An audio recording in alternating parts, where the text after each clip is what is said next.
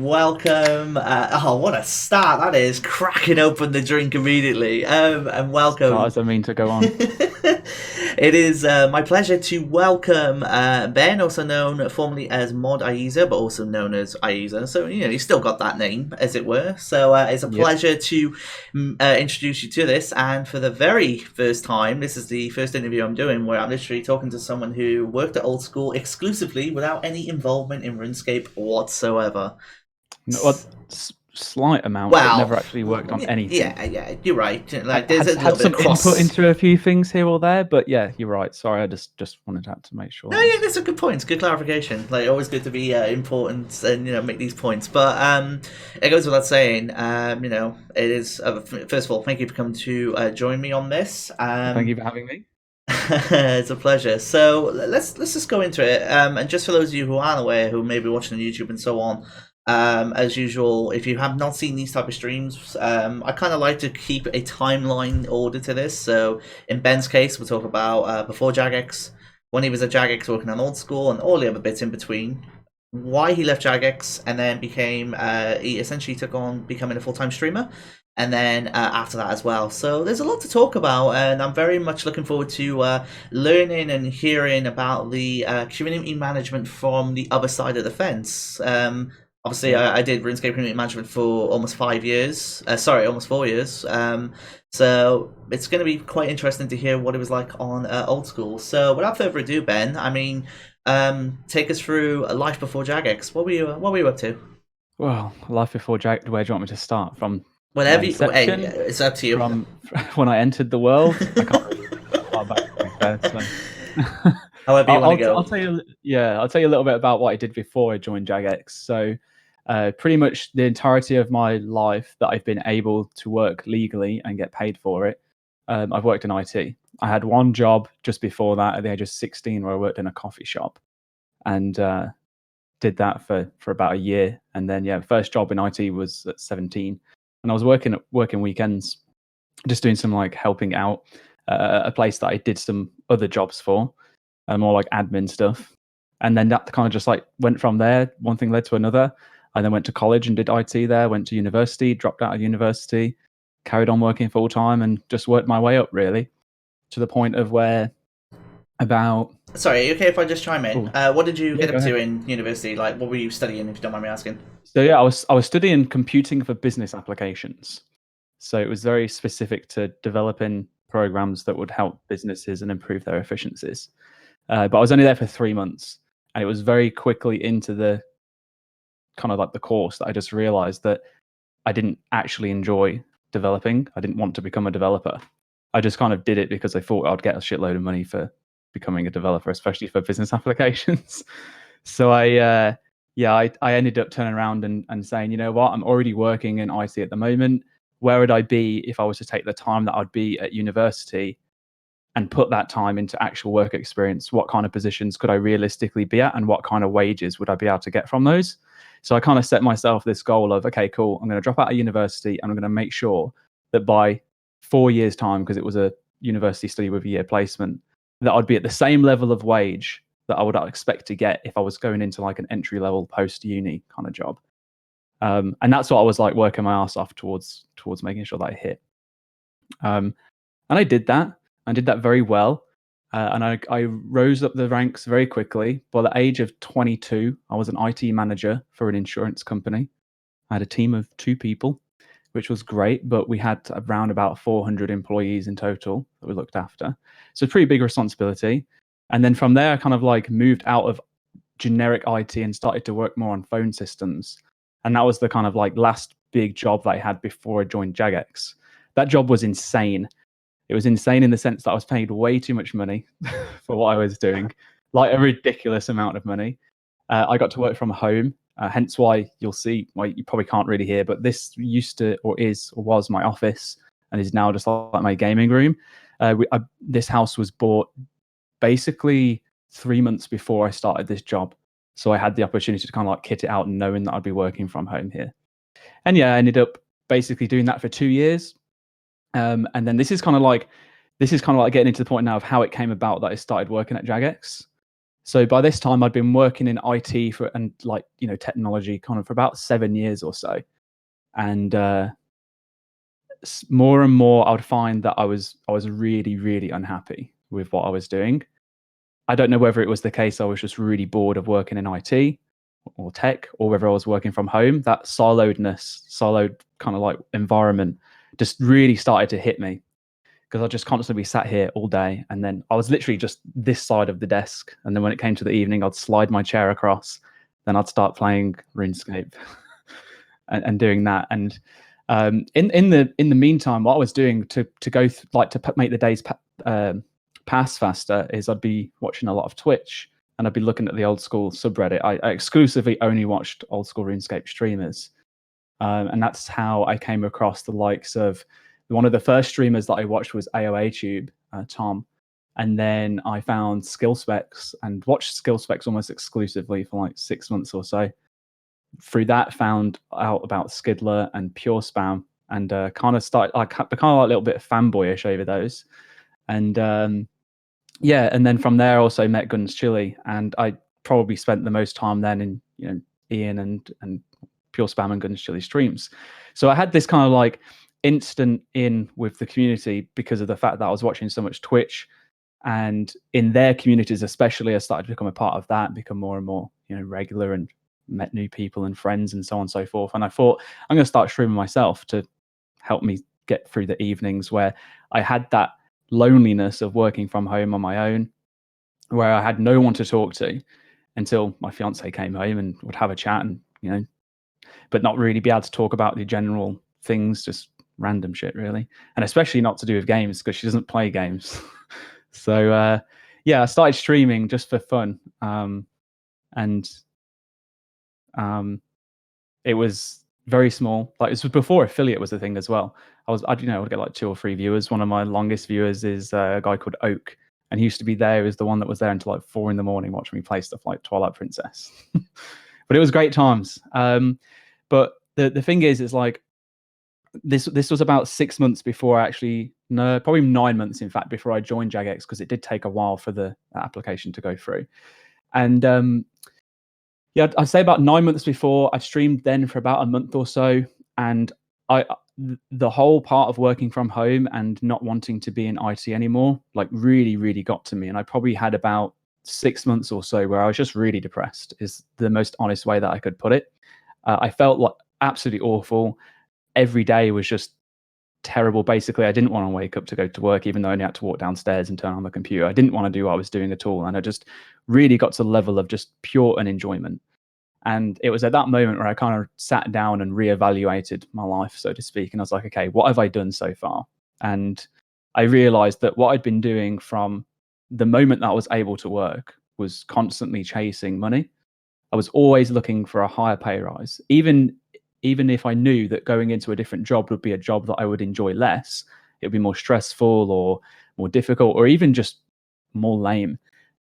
I would convince myself that that would be okay because I'd be earning X amount more, and I'll justify it. And I'd be like, no, it's fine. Just think about the money. It's worth it because you're getting so much money from it. But it wasn't, because ultimately,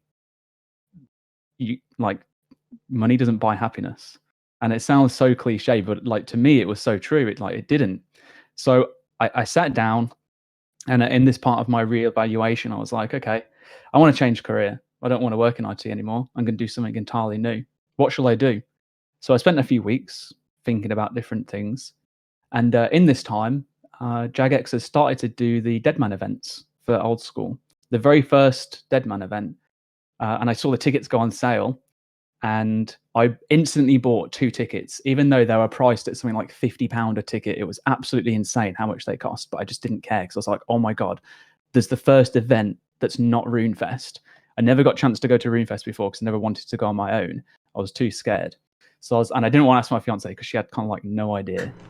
So I saw about. Oh, go on, sorry. No, I was gonna say. So, I feel like, just as a quick backstory, because I'm just interested. So, you obviously have been playing RuneScape at this time. So, you able to give me a quick background of your time in RuneScape before joining Jagex and actually going to this event as well? Yeah, of course. So like back then, and even to the point where I joined Jagex, which you'll probably remember from when I got absolutely roasted in my first stream is that I've never played RuneScape hardcore, and even whilst I was at Jagex, even when I streamed it full time, I'd never really consider myself like a hardcore player of RuneScape.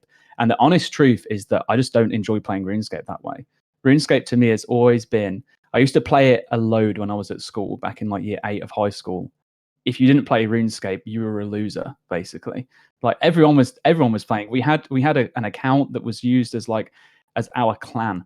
That was like, it was named after our school because everyone played and everyone contributed to like distributing out wealth. Sorry if I broke the rules back then. Like, it is what it is. Okay, maybe through a better systems, but it's yeah. I used to play a hell of a lot during school times, but it was different back then because I was young, I was dumb, and I was also playing World of Warcraft at the time. So I'm like a hardcore World of Warcraft player, whereas like RuneScape's always been like a casual kind of game for me. But I started with RuneScape first, played it for about a year or so. It took me about like 3 weeks to figure out how to train defense. That's how like newbie we're talking. But back then, no one really knew anything. And then, yeah, I played WoW. So I played RuneScape a little bit back then. I then turned my account into essentially just an Edgeville PKer, and all I ever did, if I ever logged into RuneScape, was just I'd go to Edgeville on my range tank that had 99 HP, 99 defense, 99 range, 99 mage, and like, I don't know, 60 or so, whatever it was to be able to use the Karasi. And I would just literally sit there with my crossbow, my DFS, and I would just wait to get Avenge combo and then try and get Karasi off afterwards. That was all I would do. And then the Polypore staff came out, and it just completely ruined Edgeville PKing. We had the Polypore staff, and then closely after or shortly after, it might have been before, but the Staff of Armadyl as well. Those two items just, for me, my build was useless because I was just getting wrecked. So I no longer felt like a beast, and I just felt like a weakling. So I stopped playing RuneScape at that point. Came back a little bit when the beta for Evolution of Combat came out. But as I'm sure many people know that have played RuneScape, the first kind of like release of Evolution of Combat wasn't great, and I quit at that point, which is funny actually, because I was playing World of Warcraft at the time, and I used to say to my friends, how cool would it be if you could play RuneScape the way RuneScape it is, but it had abilities like World of Warcraft does? Wouldn't that be such a great idea? And then actually it gets implemented at the point, and you realize if it's not done well. I mean, I've had discussions with people on these type of streams, like someone like Modpie who was there from the very start, and I still believe the only reason EOC had tanked as bad as it did is because it became manual from the start. There was no revolution which would do things for you, so you couldn't have the abilities queued up for you and do them in rotation. With revolution, you would have to do everything so manual, and when you're trying to do all this stuff so manual compared to what you've been so used to before, of course, with the just classic, clicking and leaving. It's such a game changer, and that's just wasn't everyone's cup of tea, unfortunately. Of course. I wonder actually if it would be different. Not to say that it should ever be done, but imagine if EOC didn't happen and it was to, excuse me, going a bit of a tangent, I know. But obviously the player base has shifted like considerably from back then. Like back then, no one used to prayer flick. No one used to do like tick manipulation. Really, I don't even know if it was known about, and if it was kind of kept under the wraps, or at least I wasn't aware. So like people were so used to just having like this game that was completely AFK. Whereas obviously now with old school and the way that people like tick manipulate, prayer flicking, the gear switches and the likes, I wonder if people would be more receptive to something like that. I know that they wouldn't, but if it was to be out, would it have been different because people's play styles are different now? You know what I mean? Like, because obviously it was more manual back then. Maybe that would have kept their interest. But anyway, yeah, as I say, EOC didn't go out. It didn't get released very well, and I quit RuneScape, and I didn't come back to it until it was until actually just before I mentioned about Twitch. It was before Twitch was a thing, and it was just in TV. I saw Boaty streaming on there, and I was like, wait a second, he's playing RuneScape, but that does not look like RuneScape. And that's when I realized that old school RuneScape came back out, but this was 6 months after it had already released. And I was like, oh, bloody hell. All right, cool. That's wicked. This is the game I used to play when I was at school. So I made myself an account there and then. Played it for about 3 months or so, but if you recall at the start, I mentioned how I essentially worked my arse off to just grow and progress as fast as possible. So I didn't really have time to play games, especially whilst I was still trying to be somewhat hardcore on World of Warcraft. So RuneScape has always been for me this kind of like casual go to it when I just want to relax. I just want to forget about everything. I don't want to have to concentrate. To me, it's just a game to just waste time, and that's pretty much it. However, the one thing that I've always loved about RuneScape is the players. I love the fact that because I feel like I probably think it's because the game was so automated, is that you had that extra time to spend talking to people and to actually have those conversations. Doesn't happen as much now, but back then, wherever you went at any training spots, unless it was a bot, someone would start talking to you. And it's because you're not having to worry about, hitting your rotation perfectly to be able to DPS the monster down. You just leave it. So it was always, to me, in my head, I've always had this image of like the community in old school RuneScape is the best out of any game. And that is mostly down to the fact that people used to actually talk, and you'd hear these stories, and you'd hear all the bullshit people would come up with as well. And there was just all that was just so great about it. So yeah, I just used to use it as a way to just kind of like make friends, just chat with people, just have a good time, and just forget about the world. So yeah, I stopped playing for a little while. I then decided that just before Deadman came out, I kind of got like a new kind of passion to start playing the game again. And I said to myself, this was before I started streaming as well. I said, the first thing I'm going to do, because I've never done it before, because when I was younger, I used to hate it, was get quest cape. I used to hate doing quests. They were the bane of my life. I just used to quest to get what I needed for PvP. So yeah, I set myself a goal of getting quest cape from, I was something like 600 total or some shit like that. And I just said, I'm going to get quest cape within, I think I gave myself like 3 months because I just didn't know how much time I'd have to play. Ended up getting it like 5 weeks later. I was like, oh my God, that was so sick. I was just so addicted. I was like playing whilst I was at work. Sorry to one of my old bosses, but I really, really wasn't in a good place. Okay. I was working from home. They had no idea. You can AFK a lot in old school. So I was just getting my stats up and stuff. I didn't do anything else other than AFK. And but that's besides the point. And yeah, I got myself quest cape, and then the whole, finding Twitch and getting involved with the communities more happened. I started streaming myself, and then I was like, okay, cool, what am I going to do? I'd never got a fire cape before, so I decided to go for my fire cape, which at this point I'd already been to the first Deadman. So this story is so disjointed. I'm so sorry for anyone that's going to try and figure out where things went, but that's just the way my brain works. Things just come in and out of it as they please. So yeah, I'd already been to Deadman, and this was obviously when I mentioned before, I saw it come up. I bought the tickets. I'm going to tell that story actually, and this will all come along with it because I'm going to go straight the way back to where I was before. So that the whole hating work, really miserable, really bad, in like a bad spot of depression, needed to change something, complete career change. What can I do? That's where I was before. I remember that much at least. Saw the thing come up for Deadman, instantly bought 2 tickets. I think that Deadman event only sold like 15 or 20 tickets, to the point where what they decided to do, because the tickets didn't sell, is they went from like £50 down to £20. And then they reduced it down to £10, and they still didn't sell. So they just gave them away for free. And then I got a refund for all of my money for this first Deadman event. But I went to it in Leicester. There was an open bar.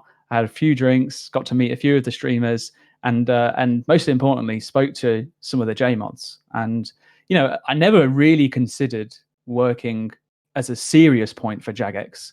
I like kind of had it in my mind of like, how cool would it be? Because when I was younger, I think a lot of people did back then. Like, as I said, RuneScape was the thing to do. And I used to dream about working at Jagex one day, but like talk to my friends, how cool would it be if I got a job at Jagex? That was so wicked. Or try and get your work experience there or something. But like the actual reality of it is I never thought it would happen. So I didn't go into these Deadman events, in the intention of trying to make contacts to be able to slide my way into working at Jagex. But I do think it helped. And if nothing else, it helped me kind of like actually think about it as a possibility. So I started talking to Matt Kay actually, and the main thing that we got started talking about was I asked Matt Kay if he knew anyone in Blizzard, so that we could try and tell Blizzard that they really need to bring out Classic World of Warcraft, because retail's crap, and if you can do it for old school, why can't you do it for Blizzard? And he had a chat with me about that, and he was like, oh, funny you should say that. I've been speaking to Blizzard. And I was like, oh my God, this is sick. So me and Matt Kay had a conversation for quite a while. I got a chance to meet some of the JMods, and we chatted, and I was like, that was such a cool event. You know what? I had the time of my life. I hope there's another one. So I went to the second Deadman after that. And it was really after the second Deadman where I thought to myself, you know what? Because I think it was like 3 months down the line. I think they're 3 months apart, the Deadmans, or 2 months. Who cares? But that's when I really started to think, what if I could actually make something happen and like get a job at Jagex? So from that point on, after the second Dead Man, in between me looking at all other options in terms of career choices, and I mean, I was looking at going into college to learn marketing. I was looking to go into become a tradesman in terms of like bricklayer. I was looking at going into a plumbing course. I was thinking about becoming a carpenter. It's just like anything that wasn't anything to do with IT. I was like, let's consider it and see how plausible is this. But in the meantime, whilst I was doing all of that, I would check Jagex's website every single day to see if there was anything that would be somewhat relevant. And I actually applied. My first time I applied at Jagex was for a QA role for old school RuneScape. I didn't tell my fiance about it. And those of you that might know my leaving story, I live like over 100 miles away from Cambridge. So to just like on a whim go for a QA job, that was like pretty.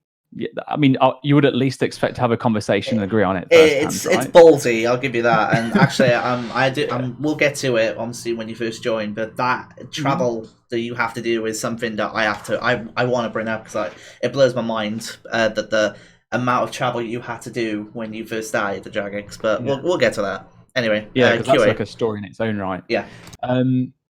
Yeah, so I applied for a role for QA. My application went through to consideration, which I believe is like essentially it was shortlisted, and then after that, I think it was like 2 weeks later, I got a rejection come through to say, unfortunately, your skills don't really match. And I understand because I'd never worked for a game before, and I'd got no development experience apart from a little bit of like SQL from working in IT. The rest of it was just, IT support and management and sales, really. So I was like, okay, but I'm not going to give up. So I kept looking every day. And then, lo and behold, a job role came up for old school RuneScape influencer and wait, what was it? It was I'm pretty sure it was like the influencer and that was it. It was the old school RuneScape influencer and esports manager. And I was like, oh, damn, that's really cool. Like that sounds, if I could think of anything that I would do, I really love esports. I used to be a competitive player myself, way back when. I was 13 when I was considered. I guess you could consider it competitive player, like pro, but back then pro didn't really exist. No one really got paid. But I used to play a game called Enemy Territory, which was a standalone online version of Return to Castle Wolfenstein, made by Splash Damage. And if there's any game that you could ever bring out again, remastered, please, for the love of God, bring back Enemy Territory. So I used to play for a clan. When I was 13, I was playing with I think everyone was like at least 25 to 30. I was very young, but I loved that game. My uncle introduced me into it. It's the first game I ever played on my PC that was online, that wasn't RuneScape. And yeah, by the age of 13, I was playing competitively, and we were number 1 in Europe for about 6 months on the clan-based ladder. If anyone remembers clan-based back in the day, that was what we used to track your competitive kind of like scoring. So yeah, I'd always, and obviously from there, I'd also played WoW competitively, very hardcore, one of the top 10 guilds in Europe. I've also been like Gladiator for PvP. So that's always been there. So I was like, cool. And then I've been heavily involved in the Twitch scene with all these different streamers. So I kind of have an idea of what it's like to be these streamers because I've heard their gripes and pains from, a viewer's perspective. So I kind of understand what they're coming from. So maybe there's a chance that I can make this happen. So I've stepped back. Oh my gosh, what do you even mean? I was explaining how the passion for esports is there. I was hoping you'd see it just to throw you off. No, so yeah, someone in my chat, Ruby just said, True, I haven't said anything in 15 minutes, but I don't need to. Like, this is why I do these streams. Like, I just want to provide the topic line and then let the person talk. So I actually, I'm pretty sure the esports. I didn't know the esports role was even a thing back in, when was it, 2017, right? 2017, 2018? Yeah, I might be mistaken. It might have been something like, it could have been like PvP and influencer manager, but I'm pretty sure that it was like esports and influencer manager or competitive gaming. Honestly, I can't remember, but if I dug up my slides, I'd be able to find it. Oh my god! I mean, in fact, actually, I might have it. Give me 1 second. Yeah, please. I'm intrigued. Yeah, look at Ayiza's, Ben's, I should say, Ben's presentation slides. I've still got. I'm pretty sure I've still got like somewhere, God knows where, some old stuff of like my when I had to re-interview for Jagex Okay. after they made me redundant for the community management thing. I'm pretty sure I've still got like stuff there that I had to present and stuff. So it must be there. I hope you can find it. I really do. Yeah, me too. I'm not going to spend too long on it just because of the fact that I'd be here forever. I've sent it to a few people. I'll look in my emails. If I find it, I'll look at it towards the end of the stream because Gotcha. otherwise I will just forget the story and we'll go back to me being 13 again. So so you mentioned obviously you applied for QA, didn't get it. You've now gone into esports influencer manager. So Yep. you applied for So this as well, presumably. Yep. So I applied for this one, and I actually managed to secure myself an interview for this one. So I had a phone interview, and in the phone interview, I spoke to Mod Balance, who was at the time the head of community management. And when we talked, he was just basically, it was kind of like one of these it was very informal. Yeah, I think it was the first phone interview where I've heard someone swear on the other end that was interviewing me. So like he was very unprofessional in that sense, but it was really It good because it sounds was like Tom. Sorry, I don't mean to jump in, yeah. but that literally, you saying that right there, just literally think, yeah, it's definitely Tom who interviewed you, right? Yeah, Because there's he, no one he else was I like knew. letting out f bombs and saying shit and Oh, everything. God. And but the great thing was that it just I just felt so at peace. I was so calm, and I was like, wow, I've never experienced this before. Because normally I'd be speaking to some like really stuck up, uptight COO or CTO, and I'd just be like, yeah, okay, trying to be really impressive, and I could just be myself, and that felt really good.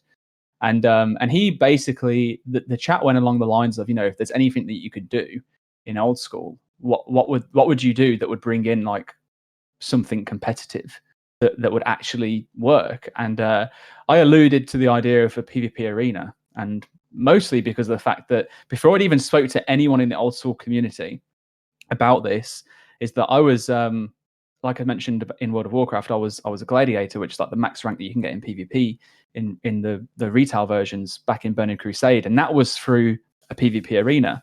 So I kind of just like that was one of my favorite pieces of content to do back then. I've always loved player versus player stuff, even if I wasn't always very good at it, as especially now as time's gone on and I've got older. But so I kind of like I just had all of my experience of that PvP arena, and I thought, how could I apply that to old school RuneScape? So I kind of like essentially pitched this very bodged together version of a PvP arena that was old schoolified. But at the same time, because I had a huge amount of time on Twitch, I know I said I exclusively watched old school RuneScape streamers. The only exception to that was tournaments. I used to watch every single Dota 2 tournament, StarCraft 2. I was hugely into that, and also CS:GO. So I had an idea as well about how certain events went, and I say an idea from a viewer's perspective, but enough to be able to kind of like sound competent. Anyway, my phone interview must have been good enough because he was kind of like blown away. I don't know whether they were just speaking to people that had never played the game before or not, but I knew about the streamers, so I could talk about the influencer side. I told them a few problems that they might be having because, well, lo and behold, streamers love to moan when they stream, and I'm guilty of it myself. So you get an idea of what they don't like, and then I got invited into an interview, and this interview, I was told to prepare a presentation that would be shown in front of 5 people. And it was to last no more than 40 minutes. So I put together, this is the deck that I can't currently find. What I did was I'd been streaming for a little while, as I mentioned, and I got together with some of the streamers. So I was a little bit known, and I sent out like a tweet basically asking people if they were to have some kind of PvP arena, what would make it perfect for them. So I was already doing this kind of like community management job in essence of gathering people's ideas and putting it into some kind of actual design. I already had my design, so I took my design, I took what they gave me, and I merged it into something that should hopefully be super duper awesome. And alongside that, I also had to put together like an influencer management program. I ended up going on 3 Discord calls with various different people. One of them Guns Chili, the other Ian, and I don't remember who the third person was. I'm really sorry. But talk to them about like what it was and how they felt about it. So I was really confident. So I went to this interview, and lo and behold, there were 5 people there. Didn't realize at the time, but they were all pretty much at like director level. So I had Matt K. There was I don't know everyone's mod names now, so I'm just going to stop. Yeah, type the names. Yeah. Type the names to me, and I'll see if I can remember what their mod names are. So yeah, while Ben does that, in the meantime, just so you all, and you may have always seen this, but obviously for people watching live, if there is anything you want us to ask as well, or anything you want to ask the Ben, you can by all means put that in. So yeah, Mod Mac, that's one. Who's the main guy for RS3? What at the time? Who would be the equivalent of Matt K at the time? Yeah, I can't remember his name now. Another Matt, I think. I mean, surely Osborne. Is it not Dave? No, it wasn't Dave. It was someone else. Maybe it wasn't like the head guy, but it wasn't Osborne. It was I can't remember his name now. I'm sure his name was Matt. There's another Matt I know, but I'm pretty sure it's not Mod Mike. I'm pretty sure of that. MIC, that is. I actually don't think. Oh, Ben! Ben, go on. Oh well. Aside from that, there was the other Matt. So there was two Matts. Matt K from Old School. There was Matt from RuneScape. There was Mod Mac, and then also Stone, because I think Stone had just recently joined and was involved because it was to do with influencer and events, and someone else I can't remember. But I was basically just like bricking it because I was in this room of just higher ups thinking that I'd been just with balance, and it wasn't the case. But it was fine. I ended up being in that interview for 3 hours instead of 40 minutes. 3 hours. To the point where someone came in and asked if everything was okay. They thought that someone legitimately, I'm not even kidding you, they came in and they asked if everything was okay. And when they said yes, they were like, oh, okay. We were just making sure that we didn't need to come in and actually save you, because they were so worried that they'd been in there for so long with me that I might have I don't know what they thought. But... or held them up for ransom or something. Yeah. So it was a long one, but the reason that it was so long is because I obviously must have kept their interest enough for them to tell me not to shut up and just go. And I went through this extremely detailed, essentially blog of the PvP arena and this influencer manager program. And the great thing about it was that they kept asking me questions during my presentation, my pitch. And I just kept telling them, I was like, just wait. Your question's already been answered. Wait till the next slide. And every time they asked me a question, I'd already thought about it. I'd already got the answer to it. And I was really, really confident and really happy with how I'd how I'd actually gone ahead and done so well. And I think they were too. But at this point, I still hadn't really considered it a proper reality. My fiance still didn't really fully know that I'd applied for this job. Jesus. Not that I hadn't told her that I was applying for the job. I just didn't tell her where it was. And because I was like, it's never going to happen. So what's the point? But when I came out of the interview, I felt really, really confident. And that's when I sat down, and when I got back home 3 hours later, and that's when I explained, it felt really good. There's a potential this is going to happen. What do you think we should do if they turn around and say yes? And we had that kind of discussion. And it was kind of like a case of, if you really feel like this is something that you want to do, then just go for it. And I was like, okay, cool. I've got your approval now. I can really, really send it. But unfortunately, it turns out that there was another applicant for this position that was internal inside of Jagex. And lo and behold, if anyone remembers a good old mod Archie, his job was, before he joined the video team, influencer manager. And we'll correct. Guess who got the position? It went to Archie. Archie got the job over me. And I thought, okay, fair enough. It's just not meant to be. But lo and behold, the next day, after I got told that I didn't get the job, I got another phone call from Balance. And they said to me essentially that they were really impressed with the way that I'd kind of pitched myself. Everyone had really positive feedback, to the point that they really wanted me at Jagex. So what they were going to do was look into creating a new role exclusively for me to be able to join. I was like, wow, that is amazing.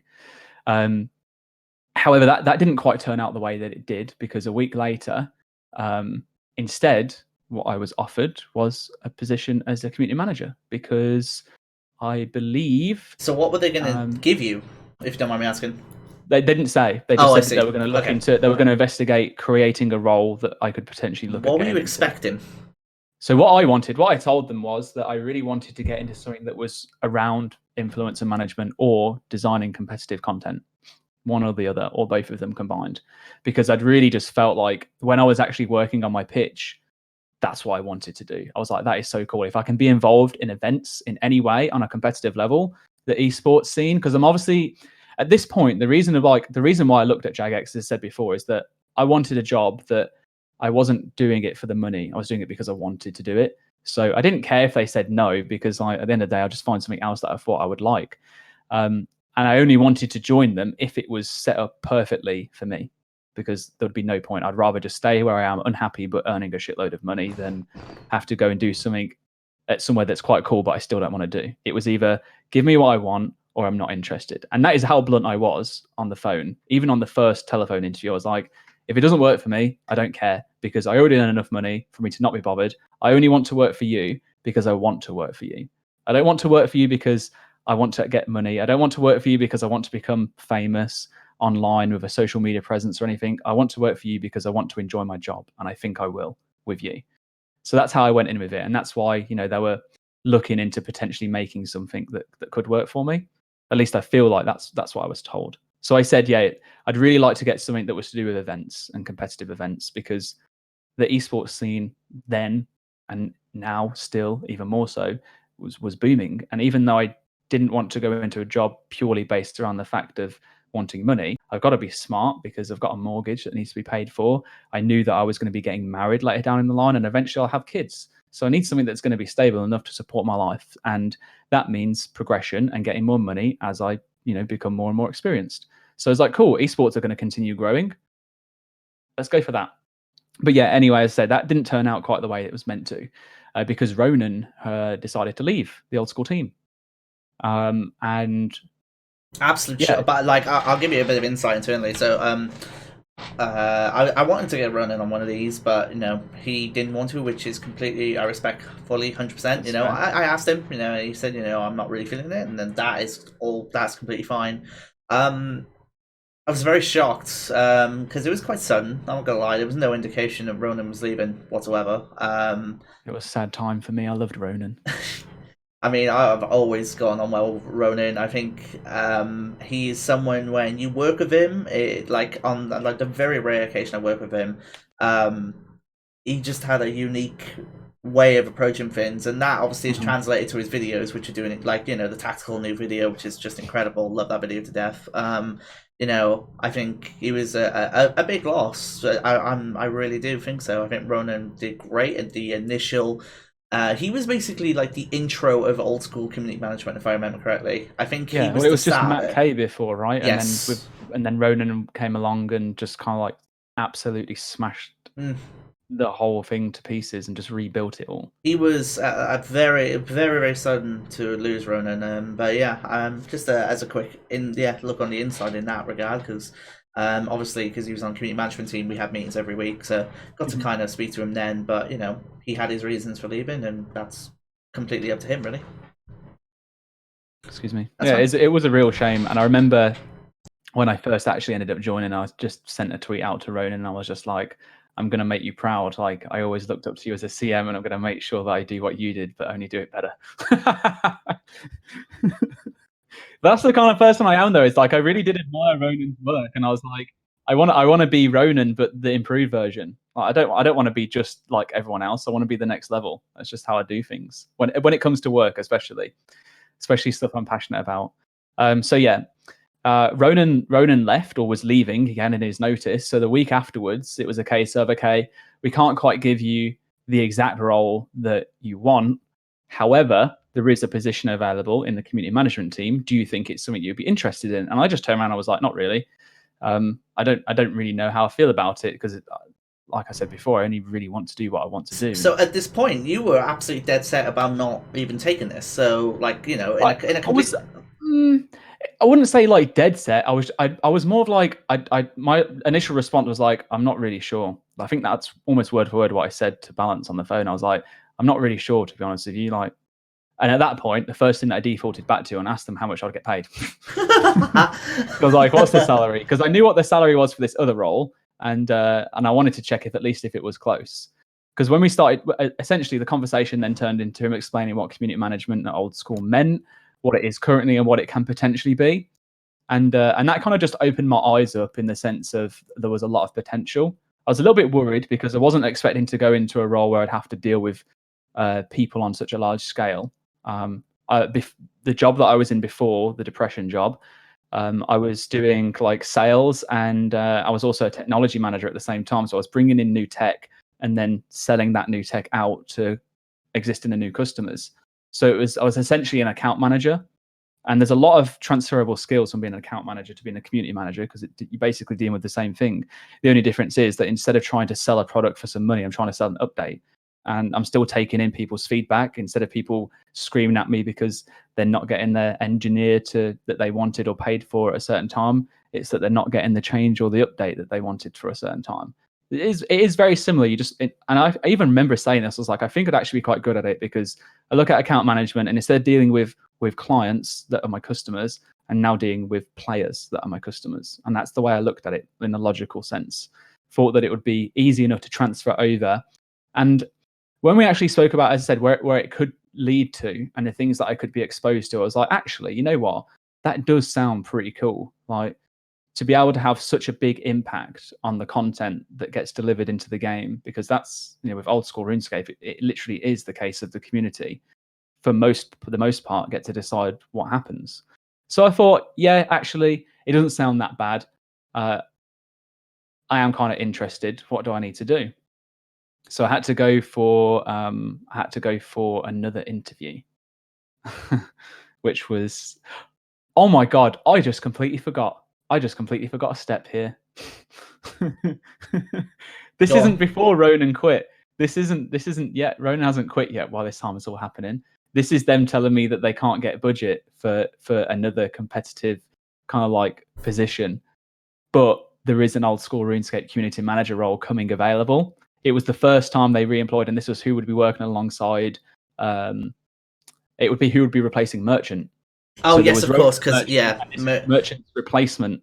That's who I applied for originally. that's correct. Because at the time, obviously, Merchant had moved from Chronicle. Chronicle got downsized. He then moved on to Old School, and then Merchant left. And as a fun fact, in case some of those of you who aren't aware, nowadays Merchant is doing a wonderful job in the card series of games. He's doing a great job and absolutely smashing it right now. So it's pretty awesome.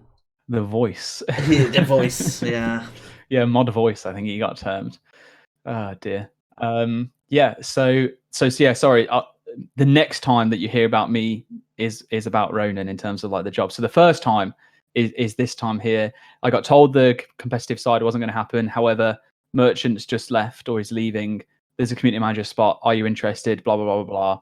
Do you want to come in for an interview for it? And I was like, okay, do you know what? After talking to you, that's fine. Let's come in for an interview. So I got straight into not having to bother with phone interview and all that kind of stuff, because I'd already done it before for the other role. So I was like, just come straight in. Told me about how the interview is going to go. And one sec. Excuse me. Just a quick casual mute there. Don't mind me. Yeah, so they told me that on the day there was going to be a total, I think, of 7 of us. And it was going to be like a group interview. And we would have to do like a presentation on some subjects. I'm not allowed to tell you what those subjects are, so I'm not even going to go there. But they were very controversial. But I see why they did it, because it really got you thinking. Anyway, so they said there's going to be 7 people, and I was like, okay, cool, that's fine. I feel like it's a big group. I've got a chance to kind of like, show myself and stand out from the crowd. I think I'll be fine. I arrived, I sat down in the room, and whilst I was streaming, I was talking to Wolf quite a lot, because he would view my streams and stuff. And if you remember me mentioning way back at the start about how I did a stream to get myself a fire cape, he tweeted out my stream from his mod account, and that was the first time I ever got any higher than 30 viewers. And suddenly I've got like 200 people watching me trying to get fire cape, and I was terrified. I was sweating. I was shaking. It was a terrible, horribly bad experience. But what I didn't realize at the time was that Wolf was also applying for the job of community manager. So here's me and Wolf that have been, friends through Twitch, talking to one another, and met at Deadman a few times. He didn't mention anything to me, but he knew that I'd applied for it because I told him. And it suddenly dawned on me when I sat down in that room and I was the only person in the room. Bearing in mind, I was told that there was going to be 7 of us, and then the 2 people that walked through, the first one is Wolf, and the second one is Sween. And then I get told that they're the only people that are in the interview. No one else that was meant to be external showed up. So I was the only external applicant that actually made it to that day, and the others had to reschedule and would be coming in later in the week. And I instantly just turned around and said to myself in my head, I have been well and truly royally shafted here. There is no way that I'm going to beat either of these 2 people to get in a job, because why would you prioritize an external over an internal promotion? First of all, it's just a bit of a dick move for an organization. I know it can happen. I don't want to talk about that, if you want to be honest with you. I mean, I'm just gonna point that out there. It has happened, unfortunately. Yeah, and that's where I was like, it does happen, but you would think that from a logical point of view, you'd want to, reward your employees that are showing eagerness and willingness to progress. Sorry, Shawnee.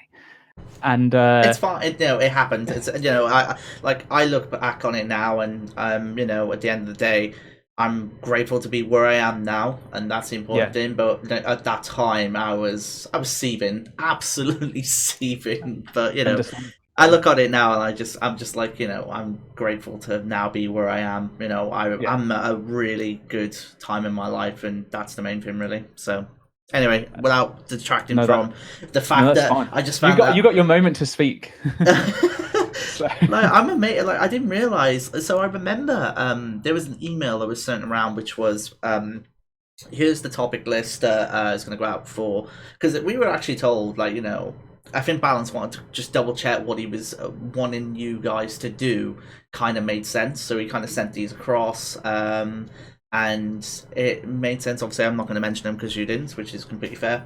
But it was fascinating because not being on old school, but I could kind of see why they were chosen. As you mentioned, it was chosen to, because you're not going to be given the obvious stuff. You're going to be given challenging stuff. What if X, Y, and Z happens, and so on? How would you react to that? And I love that kind of stuff. So I thought it was really cool being able to have a quick little insight into what you were doing. So yeah, I love that. That's really cool.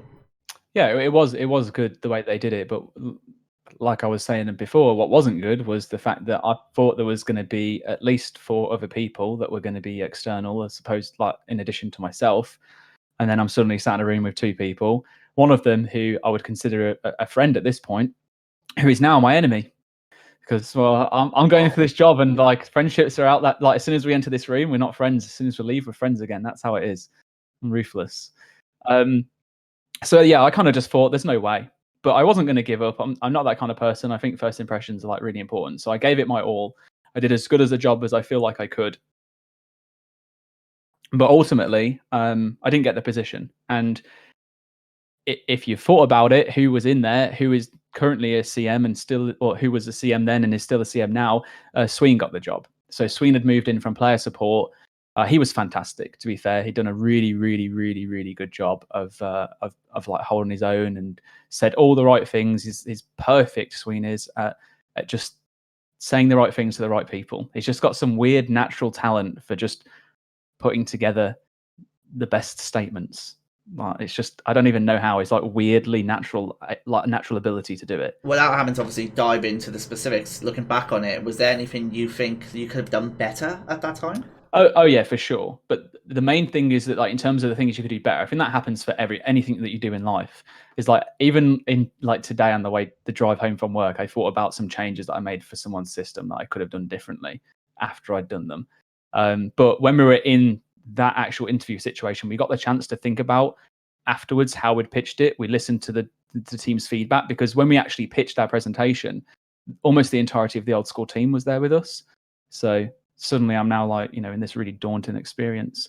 But afterwards, we then got to talk about, that was also part of the exercise, because part of being a CM is understanding that you don't always get everything right, and you will make mistakes, you will fuck up, and you will learn from it. And without making those mistakes, you'll never know how to improve. And that's part of life is about making mistakes. The difference is whether you learn from them or not. And if you don't learn from your mistakes, well then I don't have anything to say really. But when you do, that's when you really start to develop and change. So yeah, we got the opportunity to. So we had an idea of like talking about the different things that we should have done differently, and it was just a lot of just kind of like a lot of it was about just the way that you think about things, your kind of like thought process behind stuff. I can tell you now, sidetracking, becoming a community manager really opened my mind. Sounds really lame, but it changed my perspective on a lot of things. I've never really been a judgmental person. I wouldn't say that I was a judgmental person, but I would more often than not, find myself dismissing something around like stupid facts, like, why are you saying that? You shouldn't be saying that. You should know this. This is in like previous jobs, or why are you doing that? You shouldn't be doing that. But working in community management and dealing with so many different people really just it, the only way I can describe it, as I said, is it's just opened my mind. I've become very much more apparent of the different types of people, the different types of communication, the different approaches people have, and I'm much more. I can never think of the right words. Like patient, I think. Well, I mean, like the way I see it, like the reason I've always wanted to be a community manager. I don't feel like I will ever do anything else in my Yeah. working life, and I don't like the way I've always approached this. Is like, to me, I've always wanted to be that middle ground between developer slash company and then the customer slash player. And to me, I have always prided myself on being able to understand so many different perspectives of, as you mentioned, like the different perspectives, different thoughts, different communities, different types of people. But then how do you digest that into good feedback to then work to the solution? I absolutely love being a community manager because you always have to figure out how can I get to the solution I Yeah. want with all these different people, and I love that about the job, and I don't ever want to do anything else. I don't see myself doing anything else as far as I know, because like that's what I pride myself on. Like that's just the Mhm. way I go about it. I would love to say the same, but unfortunately, the area I live in is not great for community management jobs. So, but I'm sure we'll get onto that later on as well. But no, you're right, and it's like that is now that has just been embedded into my thought process. Even just from a year of it, is like it's just changed the way I look at things now, and I approach things differently because of it. It's helped me a huge amount, especially with the job that I'm in now as well, which is more kind of like support focused. So yeah, so back to the point, Sween got the job. So I was told, really sorry. Whilst you were really impressive, we're giving the job to someone else. And I didn't know who it was, so I was watching the Q&As every single week to try and find out which one of those two it was that got the job, because no one had announced it, and it was bugging the crap out of me. And then lo and behold, one day Sween appears on the stream, and I was just like, oh, you know what? It doesn't even matter who it was. They both did a really good job. They both would have made really good CMs as well. But what they did tell me on the phone there, what Balance did say, was that they did really want me to join Jagex because he just said that I'd really impressed them, and essentially what he said was that they were really shocked because they didn't think, from a community management perspective, that I would have done as well as I did. They just assumed. I think essentially they had it in their mind that they already knew it was going to be an internal kind of promotion. They just weren't sure between the two of them who was it going to be. And then suddenly I just appear and I'm like, oh, that's really thrown a spanner in the works. What do we do now? So yeah, they said they don't know what's going to be happening now, but would I be interested in keeping myself open so that if something did come available, I could go for it? And I was like, do you know what? Yeah, sure. At this point, I've invested a lot of time and effort into it. I know that I really want to do it. I've had a chance to see the office twice now, and I really liked everything about it. Just walking through the Jagex office and just seeing everyone there and all the cool shit that was around. I'd never seen anything like it before, because it's always been like boring offices. It's just like standard kind of things. Everyone's wearing your office attire. The most that you would see would be like someone would have like a quirky mug on their desk, and you walk through Jagex and there's like anime figurines everywhere. There's swords. There's balls that you can just like throw around. There's bean bags. People are sitting in the dark, which is great, by the way. Working in the dark is so much better than working in a really bright office. I think I might be a little bit nocturnal, but that's fine. There was just, and then just like everyone just looked really comfortable and happy, and I was like, I really realized just how bad other things are. I don't want to do anything other than this now. So I was like, yeah, sure. And it took 3 months until I heard back, and that was when Ronan had left, and that's when they turned around and was like, Ronan's left. And I can't really remember exactly how it came about, but I think it was just a case of offering me the position there and then. So I don't recall re-interviewing for that. It might have just been a case of like, we need to backfill, we need to get someone in ASAP. It might have been that there was like a huge project. I'm not really sure what happened. It was just after, I believe, the Inferno, because I joined in the September of 2018? No, 2017. September 2017, I think it was that I joined. So yeah, they turned around and offered me the position. Ronan left. And Sorry, just to clarify, Ronan left March 2018. From what I can see. Yes. So that means that I joined in. Was it really March 2019? Sorry. Let me take a step back. He did his video. Apologies. He did his video where he left in 2018. So I think he waited a couple and then he left. If I remember, August 2017. So September falls into so it would have been September. Yeah. Okay. I was going to say, because I remember I streamed for a year straight after leaving. I was at Jagex for almost a year. It was like I left in December, did a full year of streaming, and then started my new job this January. So yeah, it was September. So yeah, they offered me the job. Bearing in mind this whole process from the very first time I got an interview for the influencer manager role to now being offered a job was almost 9 months. That whole process took. I'd been at this point, I've been in for 2 interviews at the site. I feel obviously 2 different roles, and I'd been telephone interviewed as well. So it was pretty extensive. But the thing is like I realize it now, but at the time it was very frustrating because Balance was constantly telling me, "Oh yeah, something's coming up. I just need to finalize it, and I'll get back to you as soon as possible." And I realize now that's just what Balance is like. Oh God, Ben, you're literally hitting every bit of my trigger points right now. What's going on? And he was just there with his promises, and I was like I felt at the time he was just trying to keep me keen because I feel like they wanted me to join, but he couldn't quite get something happen. And he didn't want me to go off and find another job. That's just what I'm telling myself. So yeah, but I would be chasing him because he was telling me that something was coming next week, and I'd have something in writing to say you've got a job. Because at this point, I'm like flapping around. What do I do? I might potentially be getting a job in Cambridge tomorrow. I might not. Do you need to find a new job in Cambridge, Mrs. Ayiza? Well, Miss Ayiza, due to be Mrs.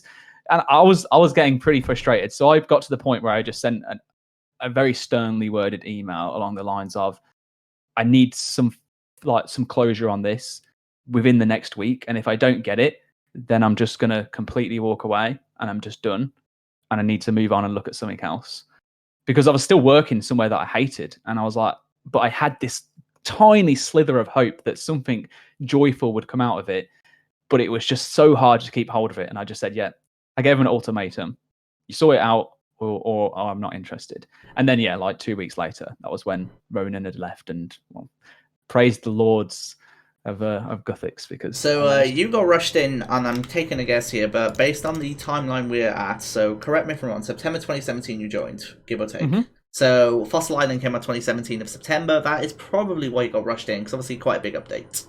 Yeah, I joined just after Fossil Island. My day, I joined 2 weeks before RuneFest. Okay. So whenever that was.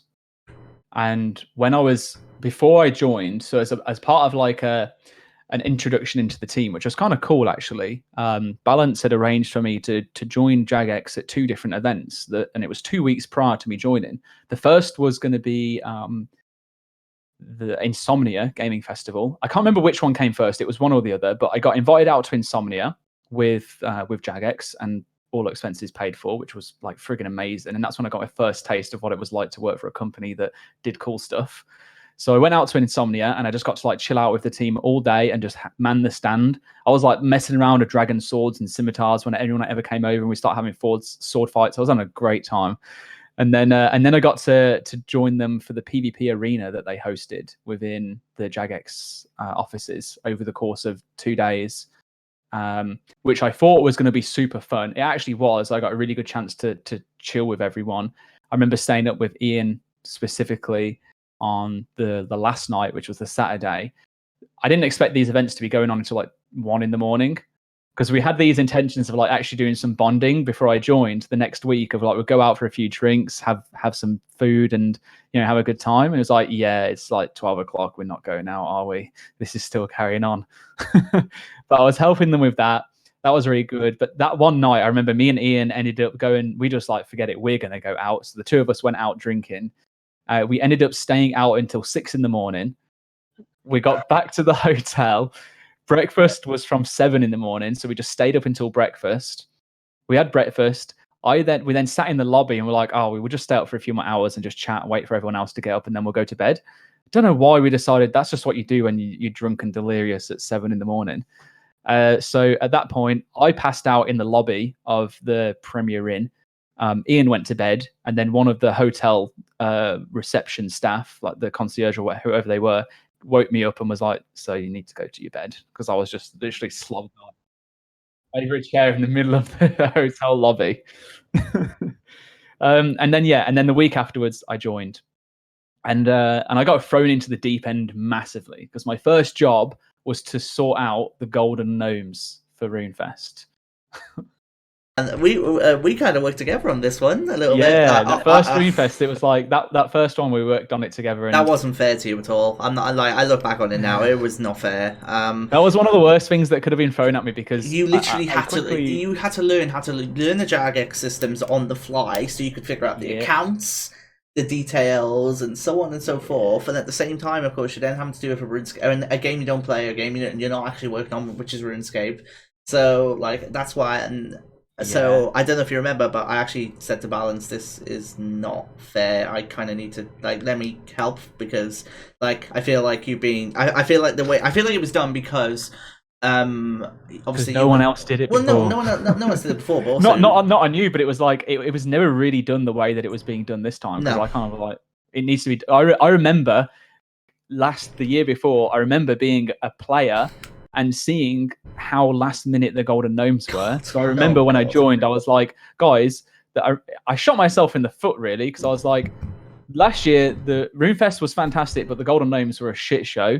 Can we please not make that happen again this year? And they're like, okay, here you go, it's your job now. And I was like, yeah, which is fine, but at the same time, like, I feel like Jagex systems are very unique. That's the best way I can describe it without really going into it. It's a good way to say it. There are unique systems to use, and it means that you have to try and pick this up on the go.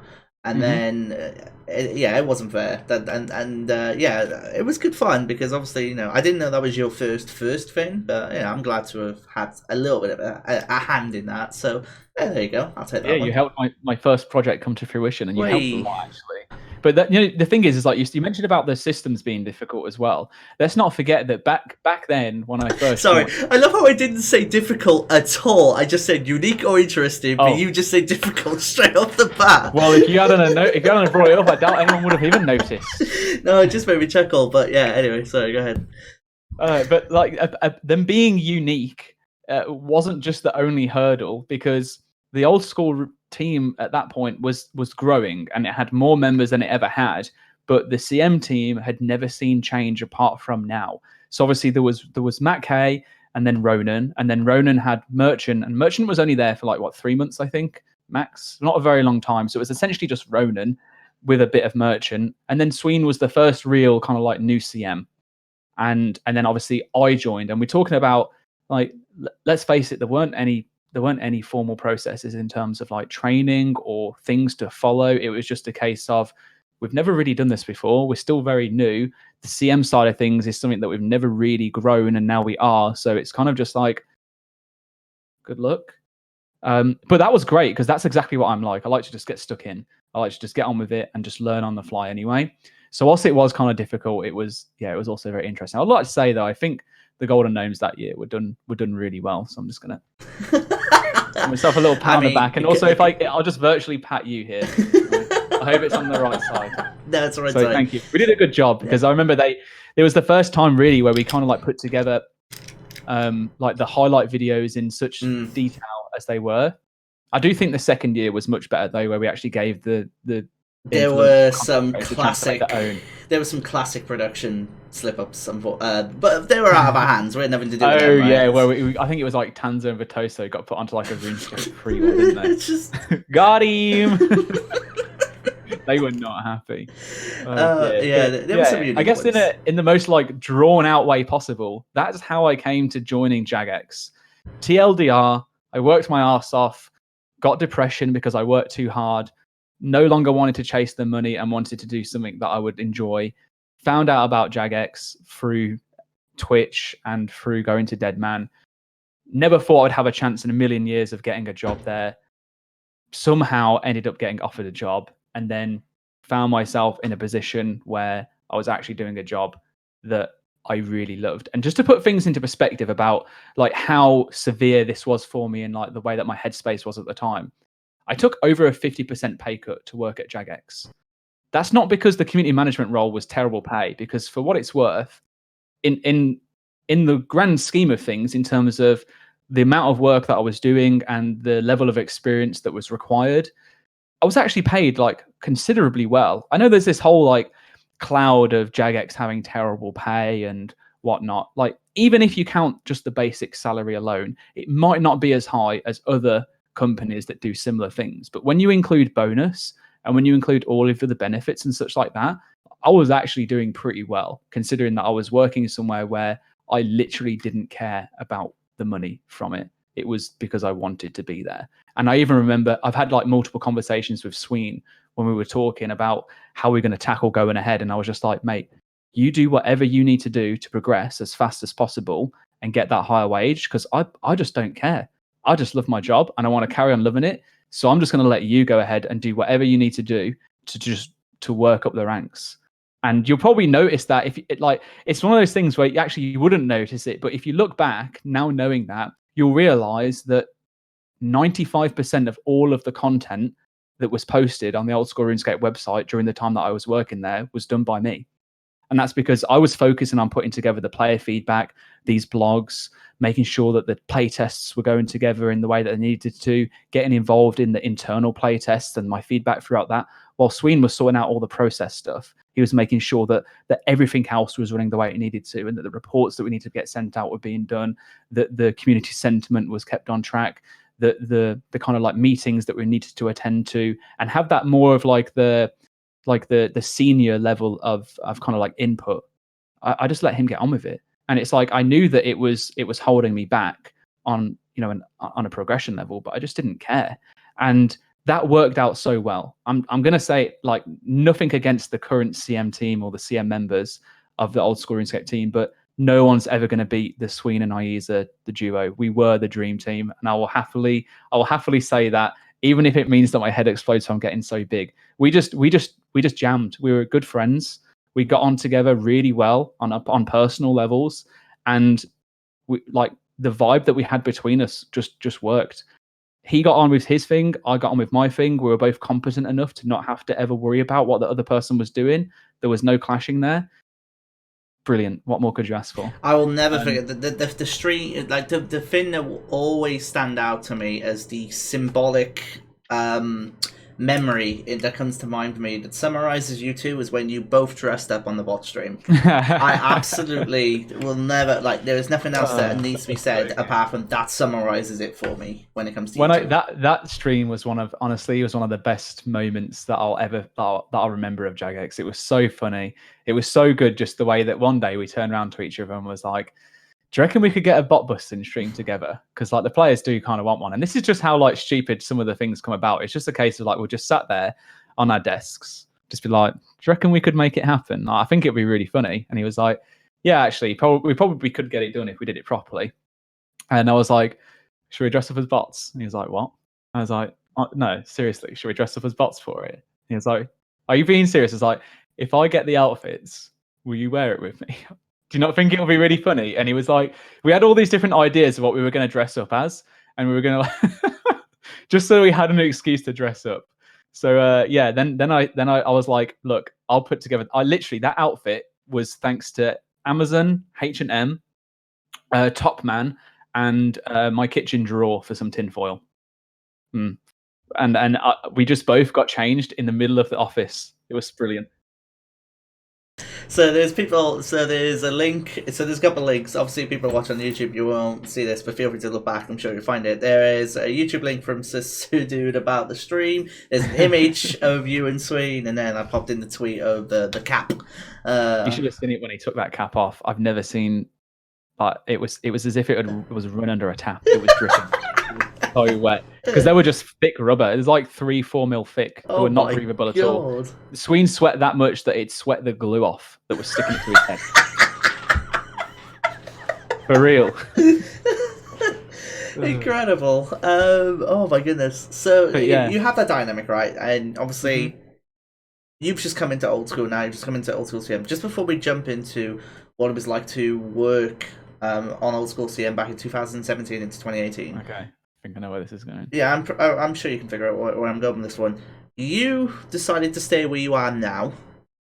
You, in essence, added. Well, how long was your commute every day? Oh, okay. I actually thought this was going to go different. I thought you were going to ask me about my first appearance. We'll get there. I'm not. I'm just because the thing I will always remember, apart from the first appearance, was I don't know how you found, like, how you were able to do the commuting you were able to do, and still function on the stuff you did day to day. So I think people need to hear this because I think it's very fascinating. That's fair. Yeah. I'll get there. I'll get there. I'm there now. I'll go for it. So, I've mentioned a few times now that I got a mortgage to pay for. One of my life goals was that I wanted to have bought my own house by the age of 21, which was pretty crazy, pretty out there. But from the day I turned 16 and the first time I got my job and got my paycheck through, I started saving and said, by the time I'm 21, I want to have a house. That's what I focused on, and that's what gave me the motivation. 2 weeks after my 21st birthday, so I was just 22, I opened the door with the keys to my own house. So I'd managed it just afterwards, but that's how I did it. So that's a slightly little flex there, but that's just to put it into, like, I had this house from a fairly young age, pretty committed. Me and my fiance, we bought it together.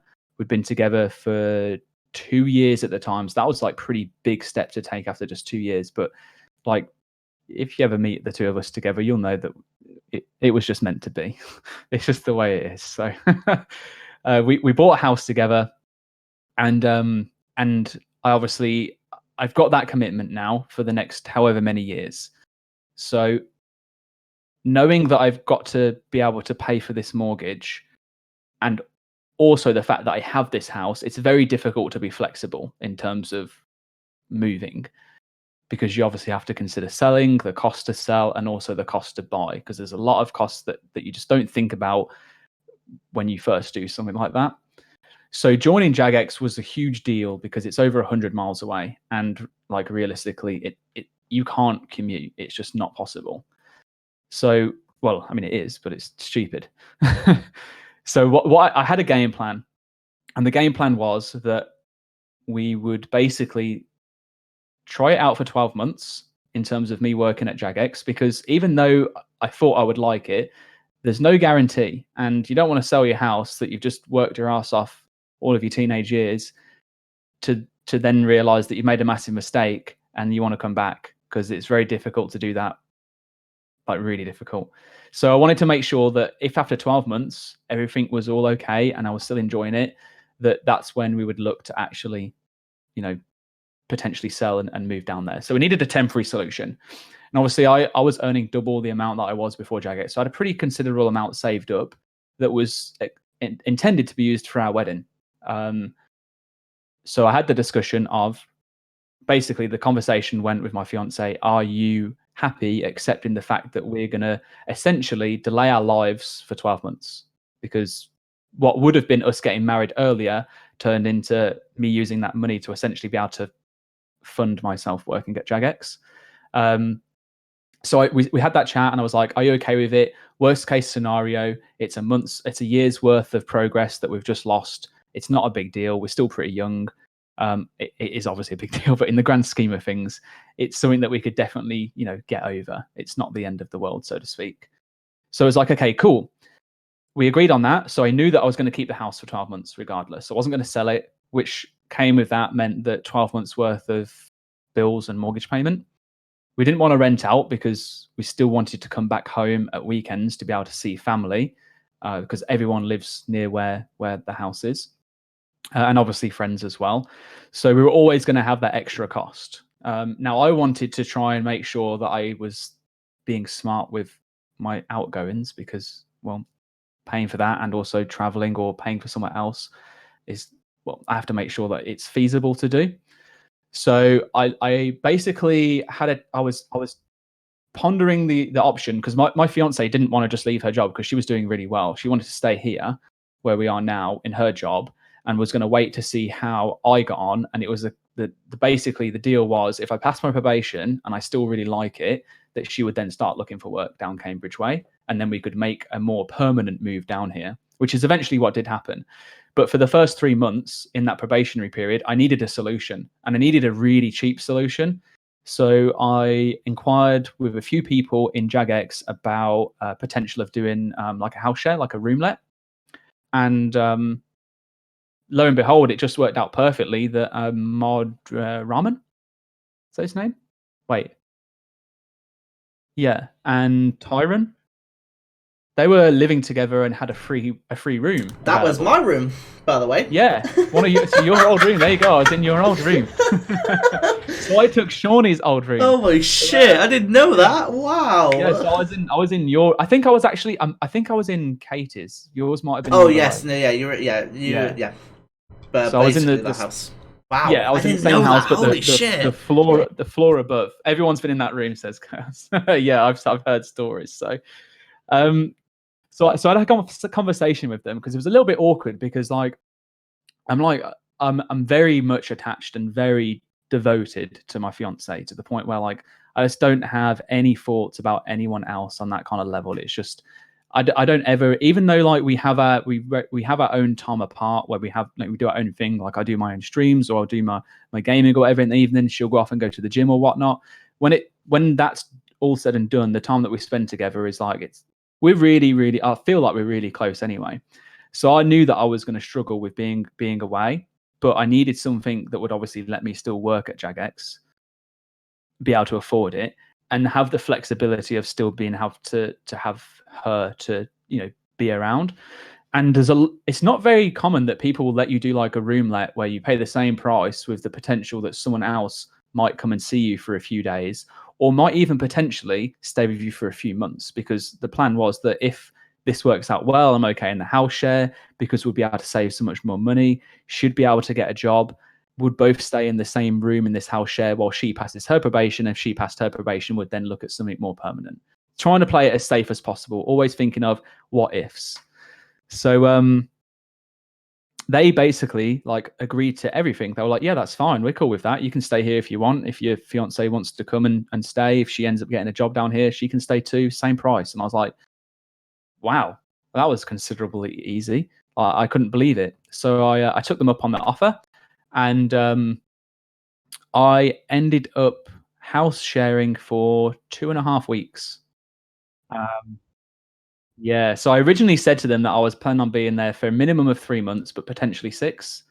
But basically, what was happening is I was obviously there in the week, and I'd go home on a Friday, so I'd drive back up home, and then I'd come back down on a Sunday, ready to go to work, obviously Monday to Friday. And by like the 3rd week, so 2.5 weeks in, it was on a Wednesday.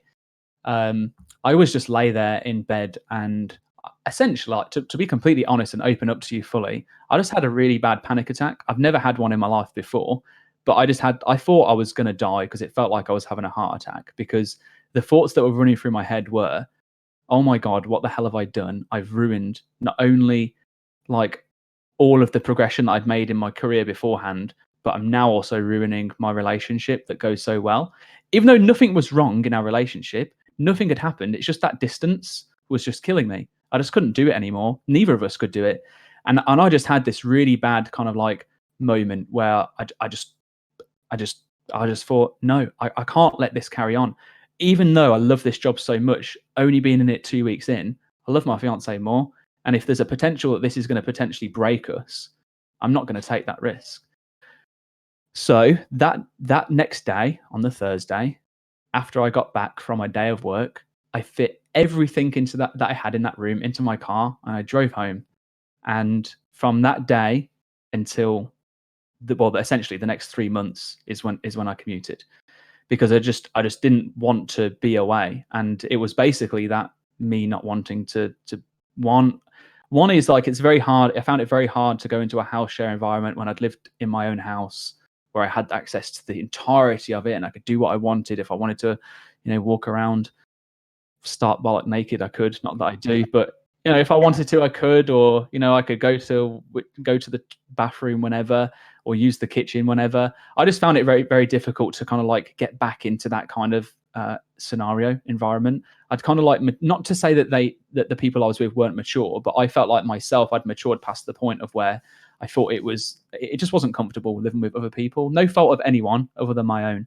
I was just different. And so I had that struggle, and obviously the struggle of being away as well just led me to that really dark moment. And yeah, the next day I was just like, I'm not doing this anymore. So I decided to commute. The problem with commuting is that I had my savings, I had my salary from Jagex, which was a very generous salary considering the experience I had in the role that I was doing. But I didn't make any money if I was to commute, because of the cost that it would be in fuel and the bills I would have to pay. I would basically be working for nothing. So I needed another solution now whilst I'm commuting. And my dad at the time had a Ford KA. It was like a 2003 Ford KA. Absolute pile of crap, but it was the best car of my life. That car saved my life. I'm not even kidding you. It was LPG converted, so it ran on gas, which is like 50p a litre.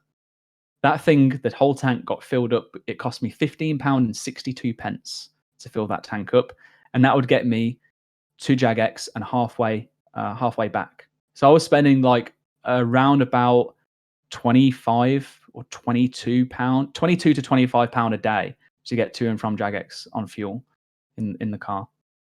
But yeah, he basically gave me this. I said to him, look, Dad, I can't afford to drive to and from Jagex. At the time, I didn't actually have a car, because the place I'd worked at before, even though I worked from home, I had a company car. That's how ridiculous they were in the benefits they had. So yeah, wait, no, I did have a car, but I can't. No, I did have a car because I packed it up that same day. That's right. I remember the car now. I had a Seat, so never mind. But it was expensive because it was just too expensive. See, I've got a really terrible memory. I had a little Seat. Please do not use this information to dox me, everyone. So yeah, but I knew I couldn't afford to drive on this because the fuel was going to be something like £35 a day, and like £12 a day over 5 days a week, and then multiply that out. It makes a big difference, and I'm trying to save every single penny that I can. To the point where before I used to drive home after Jagex, is that I would take advantage of the free meals that you'd get in the evening at the Jagex office, because I was just, otherwise I wouldn't eat. So yeah, that's what led me to the decision basically of commuting. But we'd already made this plan and agreed to it, that I would wait until I'd passed my probation before we took the next step, which was my fiance looking for a job, just in case. Because if I ended up hating Jagex or hating some part of it and having to leave, there's no guarantee that I'd get straight back into work, and would need to make sure the mortgage was paid for. So that at least if there was one of us in a job, then even if the other person had to, take a month out, would still be okay, and we wouldn't have to worry about losing the house or anything like that. So yeah, I essentially 2.5 weeks in, left the house share, paid up the rest of my rent for that one. Well, that I think I paid 2 months rent, because I had to give a month in advance, and then I commuted for the rest of it. And yeah, that commute itself was really, really rough. But the thing, honestly, there were two things that got me through that commute. Number one was that I genuinely loved what I was doing. I'd never had an experience like it before, and I was like so driven to just want to do it. That's what it was. It's like I didn't have to do it. If I could have left at any point and it wouldn't have mattered. and I didn't join there because I was trying to get somewhere. I joined because I wanted to, and that's all I could say about that. And the other one was that I knew that I was going to come home and be able to spend the evening in bed with my fiance, even though I didn't get to see her at all, because by the time I'd get home, it'd be like 9:30 in the evening. She'd already be in bed, and I'll just go straight into bed and go to sleep. It was just having that togetherness. I wouldn't have been able to function without it. So yeah, my typical day was wake up at like 4:30, sometimes 5:00 if I was going to have a lie-in, get myself ready. I'd then spend 3 hours on average. Sometimes it was more because of traffic. So I think the max I'd ever taken to get to work was 4 hours and 10 minutes. And the shortest in the morning was like 2 hours 30 or something like that. So it did really vary depending on how traffic was. And then in the evenings, I used to wait until the Jagex free meal was available, which is after, I think it was like 6:30 or 7:30. Oh shit! Okay, well there you I go. just So I'd wait realized for I that. just realized I said that without unmuting my microphone on the stream. But Oh, yeah, it's like as far as I'm aware, it was at that time it kicked in from 7:30, but now I think they're at 7. But it definitely was the okay. 6. Oh, okay, cool. Well, there you go then. So I'd stay there until about then, which would mean that all the traffic had died down. I'd be able to get home in the evening in 2 hours. So I'd get home for around about 9:30, 9:30, 9:45. I'd shower, go to bed, and then wake up and do the same thing. And yeah, did that for 3 months almost. And honestly, I can't tell you any of it. There's no secret to what kept me driven at that time, other than I just really wanted to be there and I wanted to make it work. So yeah, I have an interesting story actually about one of the days that I commuted in. I think you might remember this one, Shawnee.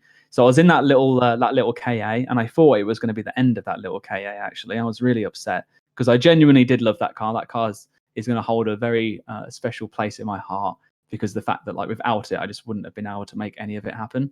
Either like I would have ended up ruining a relationship or ruining the fantastic time that I had at Jagex. So I was driving in. I was commuting one day, and traffic as usual. I'm in the outside lane of a dual carriageway that has got traffic on both lanes. Both lanes. I'm a very safe driver. I don't speed very often, and I basically always make sure that I'm giving myself enough room. I'm very aware of my surroundings. I'm not just saying that to like bullshit. It's genuinely true. So I was in the outside lane, and I was following a car that was ahead of me. I left about 2 cars space in terms of a gap, even though it was like slow moving traffic. It got to a little point where I was able to speed up a little bit. So as I started to like kind of like close the gap, a lorry on the outside lane has started indicating to move across to obviously overtake someone. I'm in this little tiny KA, and it's a massive lorry. There's a car that is right up my arse, probably no more than a meter away. So I can't really put my brakes on without getting rear-ended. So I've got 2 options. 3 things that can happen. Either this lorry stops turning over, I either speed up enough to get past it, or I slow down, let the car behind me hit me, and then it goes in front. I didn't really know what to do, so I essentially held my hand down on the horn. At the time, it was really awkward because the one thing that I did do, bearing in mind, like, please keep in mind that it was a long drive, so you're not meant to eat when you're driving, and I definitely wouldn't recommend it. But I was having a raspberry Lucozade. I was having a sip of this raspberry Lucozade whilst this freaking lorry started indicating across. So I had my hand held down on the horn whilst I was holding the steering wheel with this raspberry Lucozade in my hand like this. So it was kind of like, this is the steering wheel. That's that. That's a really bad image. So pretend that I didn't do that. And while I'm holding down the horn in the hopes that it doesn't keep on coming, but it keeps coming, it keeps coming. So I just take the decision to slam my brakes on and hope that the car behind me also slams its brakes on. It wasn't enough. This lorry just impales the side of my KA entirely from the back and then scrapes all the way up to the front.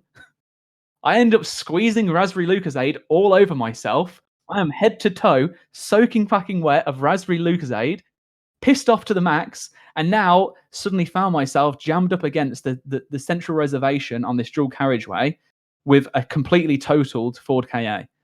The lorry drives off. Every single other car also just drives around me and carries on with their day. At this point, I'm like, what the hell do I do? I was obviously in a panic state, so I didn't get the lorry's details or anything. I don't even know if my car is safe to drive or not, whether I can pull off, so I couldn't chase it. And I was just like, mass hysteria. I managed to just thought, all right, I'm just gonna move away from this road and put myself in a safe place. So yeah, the story is basically my KA got written off by a massive lorry. I got totally covered in Lucozade, raspberry Lucozade, but I was only 45 minutes away from the office, so I decided to drive my beat up Ford KA all the way to Jagex in the hopes that it didn't break, so that I could carry on my day at work. And then on my lunch break, I went out. I beat out the wing so that it was no longer touching towards the tire or the wheel of my car. Ripped the front part of the bumper off, and then drove home. And yeah, that was my dedication to it. Is that even after getting totaled by a lorry, I didn't do anything about it. I just came in. I think I was like 40 minutes late. I think I texted you guys, didn't I, a picture to say, yeah, this just happened. Yeah, you put it in the WhatsApp group, and we were like, what? Shit, are you okay? Yeah, oh yeah, we were like, I think okay, so. yeah, we were like, are you okay? And then it was more like, okay, what the hell, like, just happened? I was more bothered about the fact that I learned it myself, but it's like, if that car had been undrivable, I wouldn't have been able to carry on. Like, I just couldn't afford another car unless I went, into my savings. So if that KA was done, you were done at Jagex, basically. Pretty much, yeah. Wow, how about that? It was my only lifeline. But thankfully, the good news is that my dad used to own his own garage that used to focus on like body repairs for cars. So he basically did his best at trying to fix this crushed KA, so that it was at least safe. And thankfully, it was just a lot of cosmetic damage to the car. Once it was all kind of like the actual panels were kind of like readjusted, there was nothing wrong with the actual kind of like steering or the axle. Nothing was bent. That it was essentially safe to drive. It just looked like shit. And you couldn't open the passenger side door anymore. And yeah, I carried on driving that for the entire time that we commuted. Well, that I commuted anyway. Yeah, that happened for 3 months, and then I started getting to it really started to drain me in the last like 3 weeks of the third month. It was really, really hitting hard because it is just exhausting. As much as you love something, like, it is hard to keep it up. So that's when we had another chat about, okay, cool, I'm really liking my job. Everything's going really well. Everyone's really happy with the work that I'm doing. I'm getting really good feedback. What do you want to do? And then my fiance basically looked for a job. And in the time of her looking for a job, we looked for a flat in a city called Ely, which is just north of Cambridge. And then we rented that flat out, intending to rent it out for 6 months. And then we'd look to sell the house and buy. We ended up staying in that flat for 12 months. But in the meantime, we were paying for this flat while still keeping the house, paying for both at the same time. So that's when my savings started to go. Because before, I was still able to pay for the bills of the house and the mortgage that we had, but the fuel was taking all my earnings. Now we're paying rent and bills and mortgage and bills. And we should have really made a decision to have rented out our house or something like that. But it gave us that flexibility to just go back home whenever we wanted to. And that felt nice to just be able to go see family. And if we wanted to stay around this area, like that area, we could. And that was worth it more than my savings were, really. Was there ever a consideration to work remote? No, not at this point. Okay, so had you inquired about it, or no? Okay, fair enough. No, because I was like, I essentially had in my mind at this point that we were going to sell the house. Gotcha. And that it was only a temporary kind of like, cool, my savings are going to just go. But actually, I'm earning enough currently to be able to afford one place with the wage that I'm on, even on Cambridge house prices, that I'd be able to afford that. So it's just a temporary thing. But as you're probably all aware, the fact that I don't work at Jagex anymore, once our 12-month period of the flat was due for kind of like renewal, you have to extend it. The place that we're in was really nice. We got a really good deal on it, but you had to tie in for 6 months, and we didn't want to go in for another 6 months. But we were looking for houses, and we'd viewed like 10 or 15 houses or so. And I'd say that there were 3 of them that if they were in this area where we are now, if we were looking to move, then we would have, without any question, we would have just moved. We would have just sold and bought. But even though we knew they were perfect, every single time we just never actually got to the point of saying, let's do it.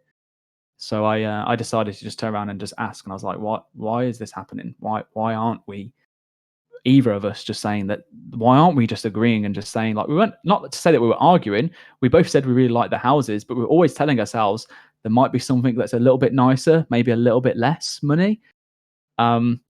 Basically, we were just delaying things. So when we had that discussion, it was like, why are we delaying things?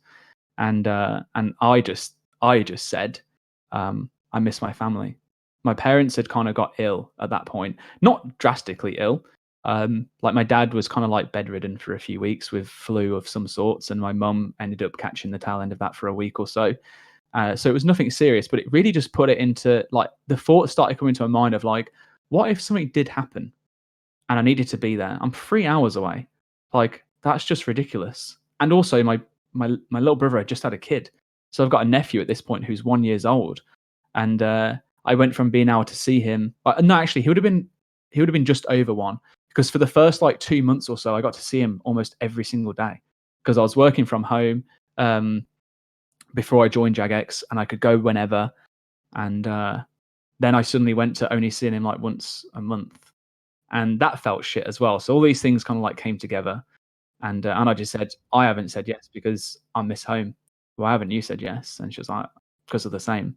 I was like, is this something that we really want to do?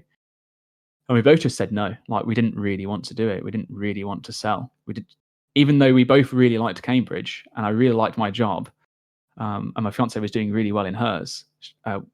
It just family just meant more at that point. So that's when, like, I knew I didn't want to do anything else at this point. I've been at Jagex for over a year, or just about a year, in fact, actually. Sorry. I've fully embedded myself in it, and I'm really, really, really enjoying it. Or at least I thought I was enjoying it, which is something that I can cover as well. So yeah, then it was just a case of, okay, I don't want to lose my job, but I'm also not going to expect you to carry on doing something that you don't want to do. And I also want to be back home, and I don't want to be paying for two places at once because I'm going to have no money left, or we're going to have no money. I make it sound like I was paying for everything, but it's not the case. Yeah, so we essentially made a decision to not renew the flat, to move everything back home, and I'll do my commute again. And that's when I engaged in the conversation of, before I said that we're going to move, I just said, look, guys, I'm missing family too much. I really don't want to leave, but I'm at the point where I'm going to have to. Is there anything that we can do here to make it a little bit easier for me? And Jagex were really, really, really accommodating, to be fair. Like they literally bent over backwards for me. And I can't thank them enough for that, because they did try. The problem was, like I said in my video back then, was that it wasn't that they didn't try to allow me to work. It's just the fact that Jagex as a company weren't, and probably still, I don't know how ready they are, but they just at the time weren't ready for people working remotely. The processes weren't in place. The team weren't really made aware of the fact that I was working remotely. It was never official, so it'd always feel like there was that disconnect. And you knew, I at least could feel other people in the wider office were a little bit, I guess pissed off, really, about the fact that someone was able to work from home so often and they couldn't. And why couldn't they? Because, in theory, there's no reason why you can't work from home. It's 2020. Like, this technology is more advanced than it's ever been before. There's so many remote options available. And, heck, you could even stick in a PC that's constantly on a video call like this is now, and you'd get the same experience. But yeah, it's just, companies of that size just aren't always ready for it. So it didn't work, or at least I didn't feel it worked, because I couldn't do the job as well as I could before. And that really pissed me off. I don't like doing things half-assed, which is weird, because people that watch my stream will know there's things in my stream that I said I would do like 6 to 12 months ago, and I still haven't. But that's because my stream is like relaxing time. When it comes down to the wire, and I'm actually doing something that I know that I have to do, like I other than streaming is the only exception, and I can't really understand why. Well, I do understand why, but in terms of the year of streaming, that's kind of like the only time where I really haven't gave it my all. Any other instance, I hate just doing something that's not to the best of my ability, and I just knew that I wasn't in a position to be able to work at like full capacity. So that's why I ended up deciding that actually this wasn't right, and it just wasn't going to work. And I didn't want the game or the community to suffer because of me, really. So I was just like, well, probably best that I just go. And then I made the decision to kind of like leave, really. So let's pivot back a little. So obviously we talked a lot, right? We've Yeah, now sorry covered. about that. That's fine. We got to the end of the stream. See you guys. It's my Have a good job. one. It's my job to figure out where we go from here. So essentially, we talked about you leaving, so that's fine. But let's talk about that year with old school Yeah. with Jagex, right? You had mentioned earlier on. The old school community team was kind of its own little thing, off in a corner, doing its own thing, starting up its processes and so on. What stands out to you in that year you were there? Any stories, anything like that you want to talk about? Any stories? Okay, I got a few. I got a few little stories. Go on. They're mostly relating down to me being an idiot. To be fair, there's kind of a common trend. I do things that are really dumb. So I mean, there's a couple of things that are really obvious. I don't know if there were points that you were going to bring up at some point anyway, but I think the first one and the most obvious one is the very first time I appeared on stream, where I basically pissed off the entire old school community as the old school RuneScape community manager. Hey, good job, good job. Oh dear. And this was like early on, right? And it was like the first week that I was at Jagex, okay? And I told Sween what I was going to say. And I have a feeling, I don't know if we'll ever admit it or not, but I reckon Sween knew what was going to happen. And he was like, I don't want him to be the better CM, so I'm going to throw him under the bus and let him basically say this because I know that it's going to screw him over. He must have known. He must have known because there's no way nowadays he would have turned around and said that that was an acceptable thing to say. He was just like, "Are you really sure you want to say that?" I was like, "Well, I'm the person that just speaks my mind, so yeah, it's probably best." So I go into the old school RuneScape stream, and at the very, not even at the end of the Q&A, not even the end, the first question is like, is there anything that is burned, like anything on your chest that's like you just can't wait to say? Something that's burning you about what, I don't know, burning inside. There we go. It's not burning me. I'm not on fire. Don't worry. And I essentially, in a really bad roundabout way, said that I don't think that the level that you have in RuneScape is a reflection of skill. And I said it really, really badly. And it's because of the fact that I mentioned about how getting a level 99 isn't about being good at the game. It's just about spending a lot of time in the game. And in essence, that's true. And it is true because anyone can get a 99 in any skill. You just have to have patience and time. It's not like you do anything that's actually taxingly difficult. Let's face it. RuneScape's like a point and click game. However, there are obviously different things that you can do in the game to obviously accelerate your experience rates, or to make it so that it is skillful, or so that to get it in a certain amount of time, for example, is difficult and is an achievement. But the one thing that I know, the reason why I said it was because the one thing that I noticed the most as a player and being very active on Twitch and on Twitter was a lot of the community would constantly hammer on about changes to the game that would involve like essentially increased levels of accessibility to skilling methods or to training to particular skills. What examples can you remember that you engaged with? Because I remember like seeing how engaged you were on what I consider to be quite divisive topics. So is there anything that kind of comes to mind for you? Well, I mean, in terms of like pre-Jagex, does anyone remember when did the Urania altar come out? Because I think that might have been one of them. I don't remember the specific issues that were brought up at the time. I just remember constantly seeing players harp on about how, oh, there are 1,000 more people with max total than there were 2 years ago, and this is because you've constantly made skilling easier and easier and easier. And like, I'm not saying that I never disagreed with anything that they said. 2016, by the way, October 2016. Okay. So that would make sense. It would be about a year before, a year prior to me actually joining that I would have seen stuff like that. So yeah, that it was always about this whole you've made skilling so much more accessible by bringing in these other methods that you're devaluing my 99. And I'm like, why is your 99 devalued? Like, you got it way before anyone else did. My mindset was that should be your achievement on how early you managed to get that. Because like, fuck me, you were impressive to have got that without someone needing to come in and have this other method. because ultimately, like, the game does involve more people than just the people that want to play at the very top level. And I'm not saying that I disagree with the mindset either, that the game should be catered or shouldn't be catered to a high level, because, like, it is a difficult one to try and accommodate everyone. And I do agree in somewhat is that, like, making the game easier and easier over time does basically just like, it devalues the amount of time that you have to spend in the game, which then diminishes the level of interest you have in the game, which then ultimately kind of like dilutes the player base, because there's not as much of a as an incentive or need or requirement, so to speak, to actually play all the time, because things do get easier and faster.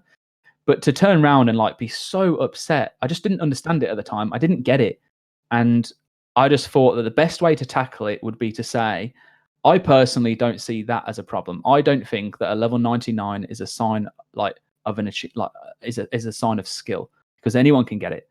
And what I've tried to say in a really bad way was, couldn't the emphasis instead, and bearing in mind, I'm saying all of this without any experience or appreciation for what people's thoughts and kind of like preferences are in regards to the game. So I was basically very uninformed and ignorant with saying it, because my mindset has changed a lot. And yeah, but I was like, why can't the achievement that you focus on, instead of thinking that you 99 got devalued, why can't you all? Sorry, I've just Go on, go ahead. I found the post. I found the post that you replied to Oh, on this. yeah. I've actually found it. Yeah. It's a good one, isn't it? I had to do some diving, like deep diving on the old school Reddit. We can only imagine it's an adventure. Yeah, have a look. Have a look at this. I'll pop it. I remember it pretty much. There you go. It's in Twitch chat. Enjoy. Yeah, guys, go and enjoy it. Anyway, go ahead. And it was like, what I was like in the stream, I was like, why can't the thing that you guys all strive to be better at is actually the faster experience rates and how fast you can get a 99, not the fact that someone else got a 99 3 months after you did, or now 20 more people have got a 99 because they made X skill Y amount faster.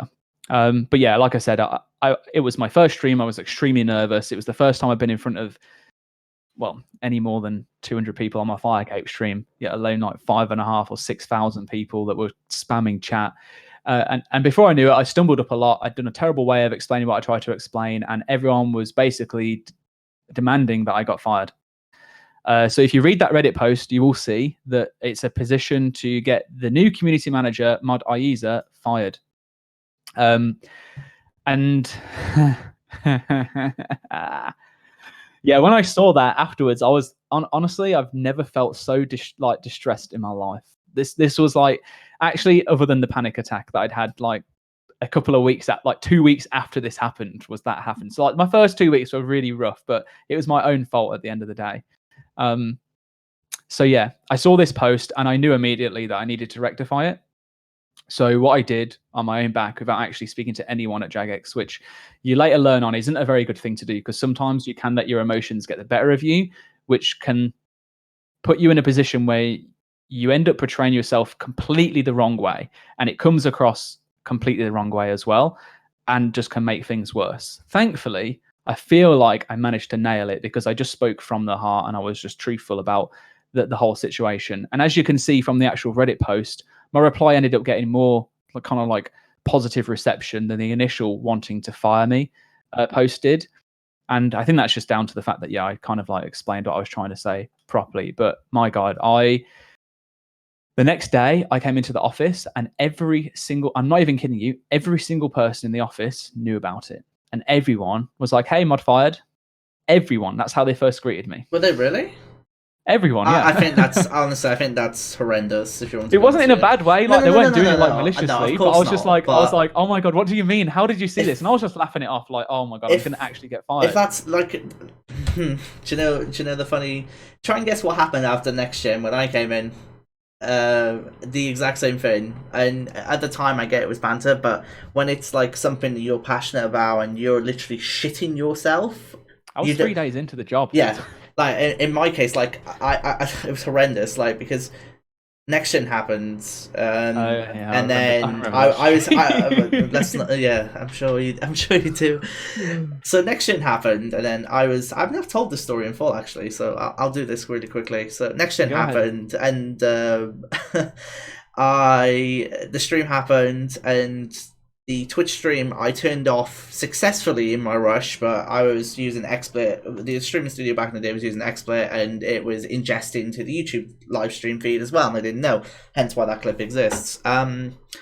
My wife was already on the way to the office to come pick me up because we are going to head over to hers at the time, and yeah, I walked out of the office. I was a bawling mess. I didn't want to look on my phone. I didn't want to go near it at all. Like, I was petrified. I had on my iPhone, I could see messages on Facebook messages from staff members, but it didn't show the preview of the messages. And one of them was the head of PR, and I was like, "I'm putting the phone down. I can't. Like, it's the head. If the head of PR is messaging me on Facebook, I'm like, I don't want to see it. I'm shitting myself like so much, and I couldn't get my mind off it. And I gave the phone to my wife, and I was like, just put me out of my misery because I can't do this myself. Like, I can't do it. And she read it, and everyone was sympathetic to it, and so on and so forth. There was a Reddit post that someone made saying, it was a mistake, and he shouldn't feel bad. Tom, or should I say, Balance replied to it.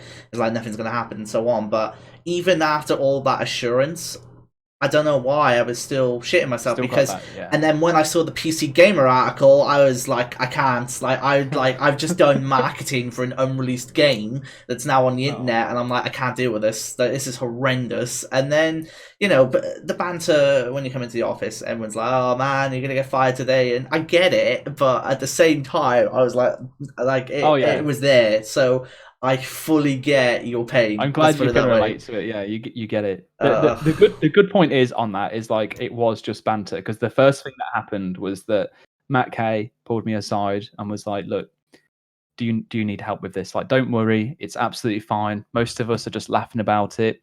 Your post was actually really good," and they were all very very, very complimentary about how the post came across. And I basically won people over at that point, so I was happy about it, and I was just glad to know that I wasn't getting fired. But yeah, they were really supportive, and that's one thing I can definitely say about Jagex. I know one of the questions is that someone's asked, what's something that Jagex are really good at that they sometimes they don't necessarily get the limelight for.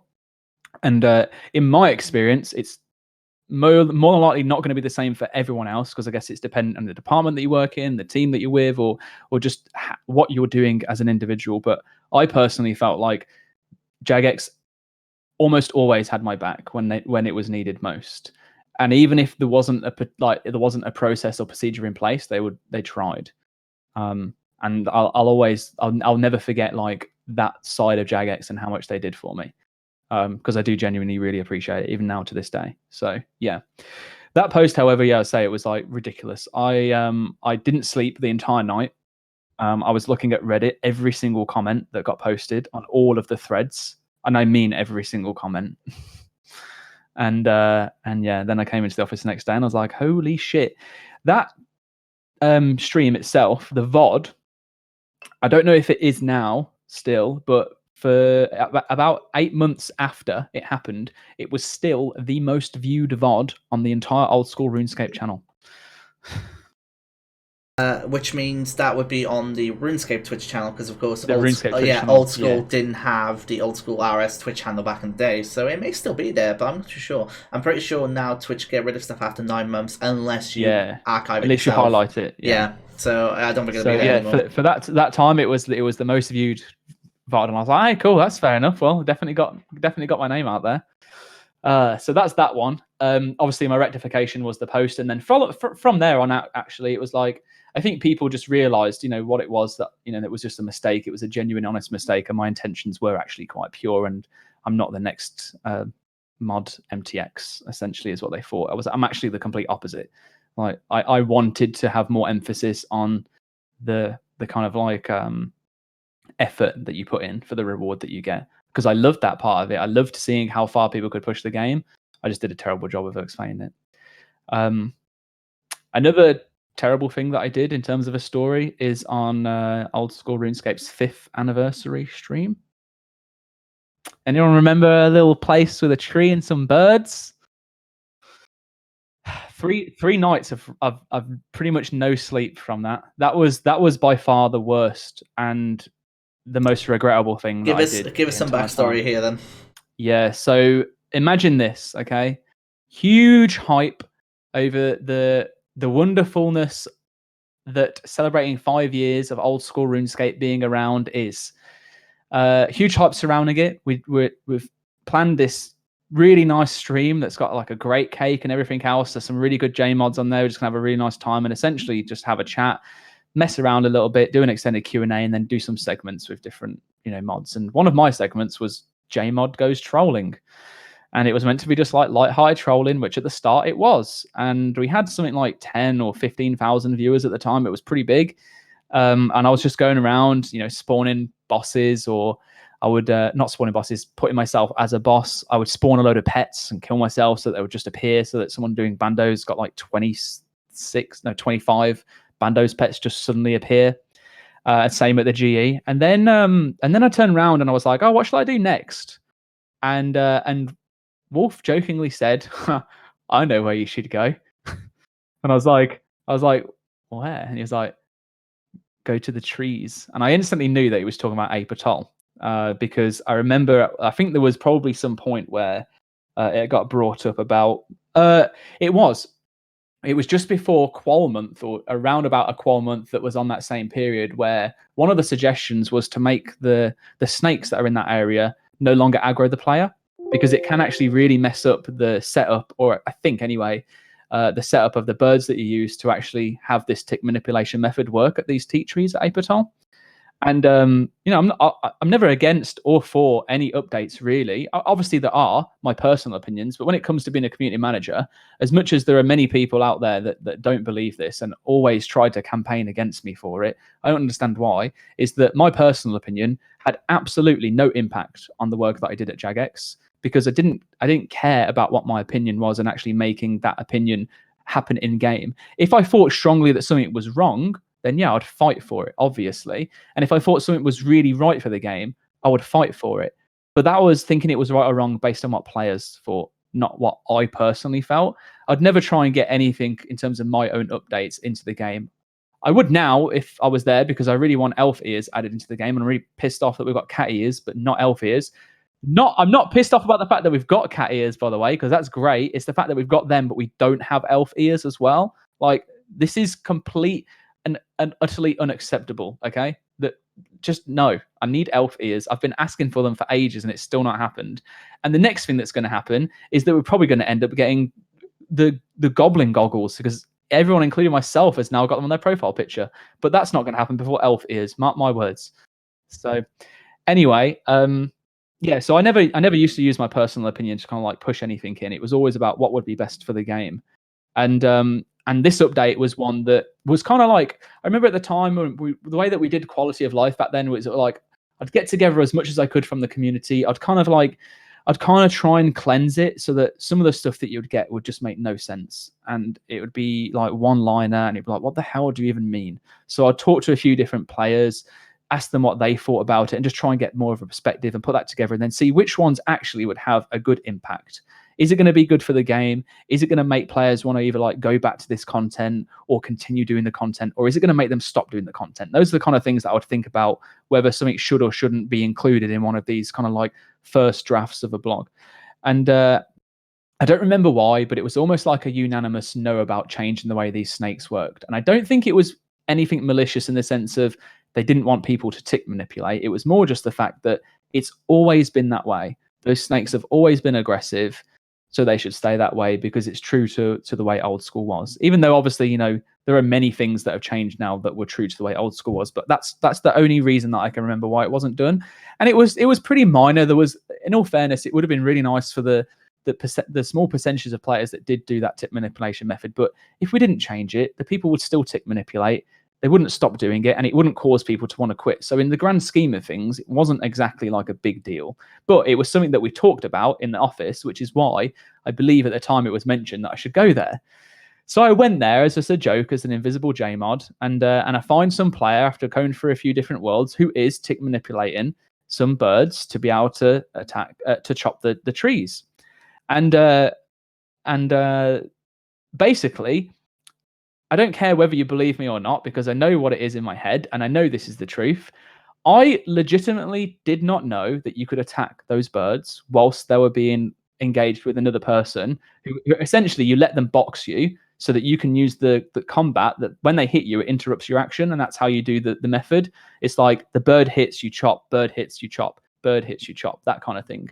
So I thought that they'd be in combat because the fact that they're engaged with another player. So I turned round and I was like, I can't even kill them anyway, can I? And Wolf said this was almost like, I think you might have been able to hear it, but I don't think I shouted it. I might have. But Wolf turned around and said, and I'm not blaming Wolf, by the way, because this is my fault, because I should have known. I was a noob for not knowing this. Yeah, he said, he was like, oh no, I'm pretty sure you can't attack them. It's fine. So in my head, the thought process was, okay, this is going to make, because it was the last thing that I was going to do before I went over to play on mobile where I was going to kill Vorkath, because it was just as mobile was coming out. It had just been like in a state of being playable, and obviously we've just had Dragon Slayer 2 as well. So yeah, I thought in my head, I'm gonna go and try and attack this bird. It won't work, and I'll be able to go, oh, what a shame, it doesn't work, guys. That's gonna be the end of it. See ya. I tried. And it'll be like, okay, he was trying to be a troll, but actually, it never worked. Until the moment where I clicked on the bird and my fist just extended out for my JMod account. And I think you see the moment on stream where my face just drops, and I'm just like, and then the tweets came through, and then the DMs came through, and the clips came through, all whilst I was in this little intermission of 5 minutes wolfing down some pizza before I had to go on mobile. And then I remember just before I did that segment on mobile, I said to the team, I was like, look, you might not think this is a big deal, but I'm actually genuinely like, I was genuinely distraught over it. I lost multiple days of sleep over that. And I'm not even exaggerating. It was ridiculous because it was so dumb. It was so harmless, but actually what it signified was much bigger than that. And yeah, I just didn't want to be known as the person who had caused that, even though I am now, and especially on something that was like, it's such a pure thing to be celebrating, and I just basically fucked it up by doing that. So I made like a pretty heartfelt apology, and I said to people and reminded them that, don't do this because it is a bannable offense, and it is genuinely a bannable offense for what it's worth, because it is player harassment. I mean, it led to it led to some clips. Obviously, there's one in YouTube right now. I believe I found the Reddit post of the actual guy whose bird you murdered on the anniversary stream. Well, but yeah, it's weird that like you essentially spawned and created this new thing. Obviously not ideal, and obviously it definitely happened before, because people had complained that it was happening. But of course, when you're doing it to 10 to 15,000 people, when you do it to 10, 15,000 people, every single world had a group of people that were stood there waiting to kill the birds, and this happened over the course of 2 weeks. Now, I don't know, you guys might not know very much in terms of the way that player bans work, but when people in Jagex put in their Twitter account that they don't deal with ban like appeals or requests or anything like that, it's because they genuinely don't. The only people that handle bans is the support team. That is it. And actually, getting permission to be able to have access to ban people isn't just a simple case of like, I could just log in and ban someone there and then be like, haha, banned you, lol, get over it. You need to make sure that you've been shown the tools and systems properly, given the right access, and actually have approval. Now, I was in a situation where I would essentially just caused a massive influx of additional kind of like player support requests, because all of these people were now harassing people trying to tick manipulate Apertol birds. And something had to be done about it. And I felt extremely guilty, and I was the one that wanted to solve it. And I felt like I had to, because I was the one that caused it. And there were some very, very repeat offenders. Most people did it once, logged out, didn't do it again, carried on doing their own gameplay. But obviously, because there were so many people doing that, it happened for quite a while. But there was one particular group of players that carried on doing it consistently and kept referring to me as their leader. And that's obviously not great.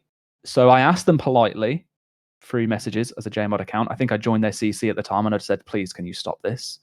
And they were like, yo, what's up, Ayiza, my leader? We'll never stop. We do this for you. We do this for you. You're the best. We love you so much. This is all in your name. And I'm like, no, please. And then I left the CC. And I was like, oh, God, I actually need to do something more than this now. So I basically got to the point where I was given approval to to actually action some player bans, and they're the only people that I've ever banned. And after that, my access to it was revoked because I didn't want to be in a position where that could be something that could happen again. But yeah, I had to essentially go ahead and then ban 3 maxed players because I knew that getting the accounts that they were doing it on in terms of their ults was never going to stop them. So it was a case of all the accounts that were associated to their login, so to speak, were banned. No, weren't permanently banned. It was a temporary ban because permanent ban would be quite severe. But I did say that if they repeated their offence, it would be a permanent ban. And if anyone out there is considering it, you genuinely will get banned if your report gets sent through and gets actioned. So don't do it, please.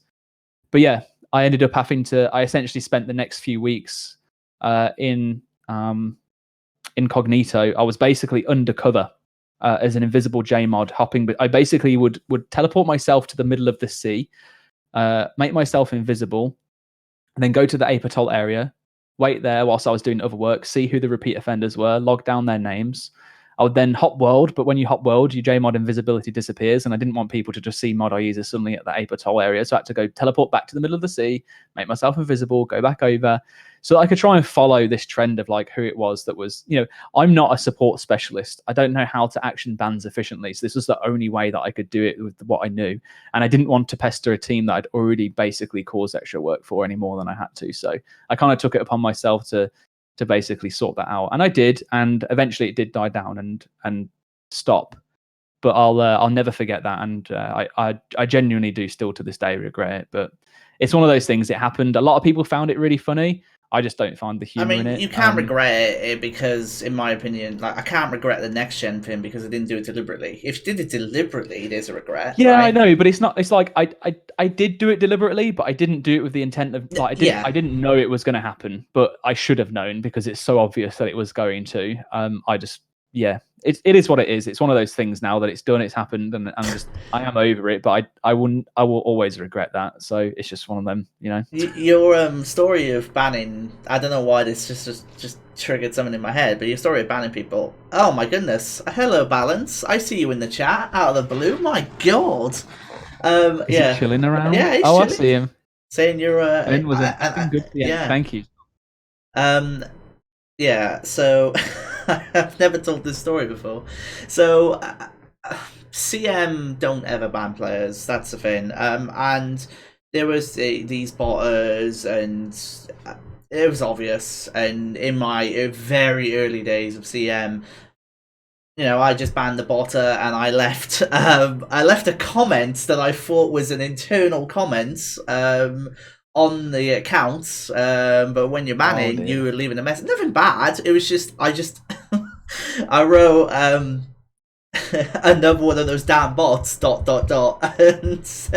banned the account. And of course, when you leave it a comment on the ban of the offense, that's what comes up in the account's inbox. So it was a very custom ban message, and I learned that lesson very quickly. As did I had as you can imagine, I had a certain email from support. They were like, "What are you doing?" And then I explained my how I got there, and I had to explain to them that at the end of the day, the system is not the great, and they get it. Like, the system's not the greatest for it, and it's not really clear that what you do will leave a public comment, because normally they don't automatically. But there was a specific one I chose, and that happened to be the one that you leave a comment, and yeah. So for some reason, you just reminded me of that one, and yeah, thanks for that.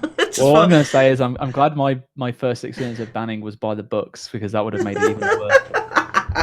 Oh man, yeah, imagine that being posted to Reddit. Jesus Christ. I know. God damn. Yeah, I learned that lesson very quickly. It's like this is very early days of CM for me, so yeah, I learned that one very quickly. But okay, so we had the day one stream. Well, your first stream, then we had the bird incident. What else?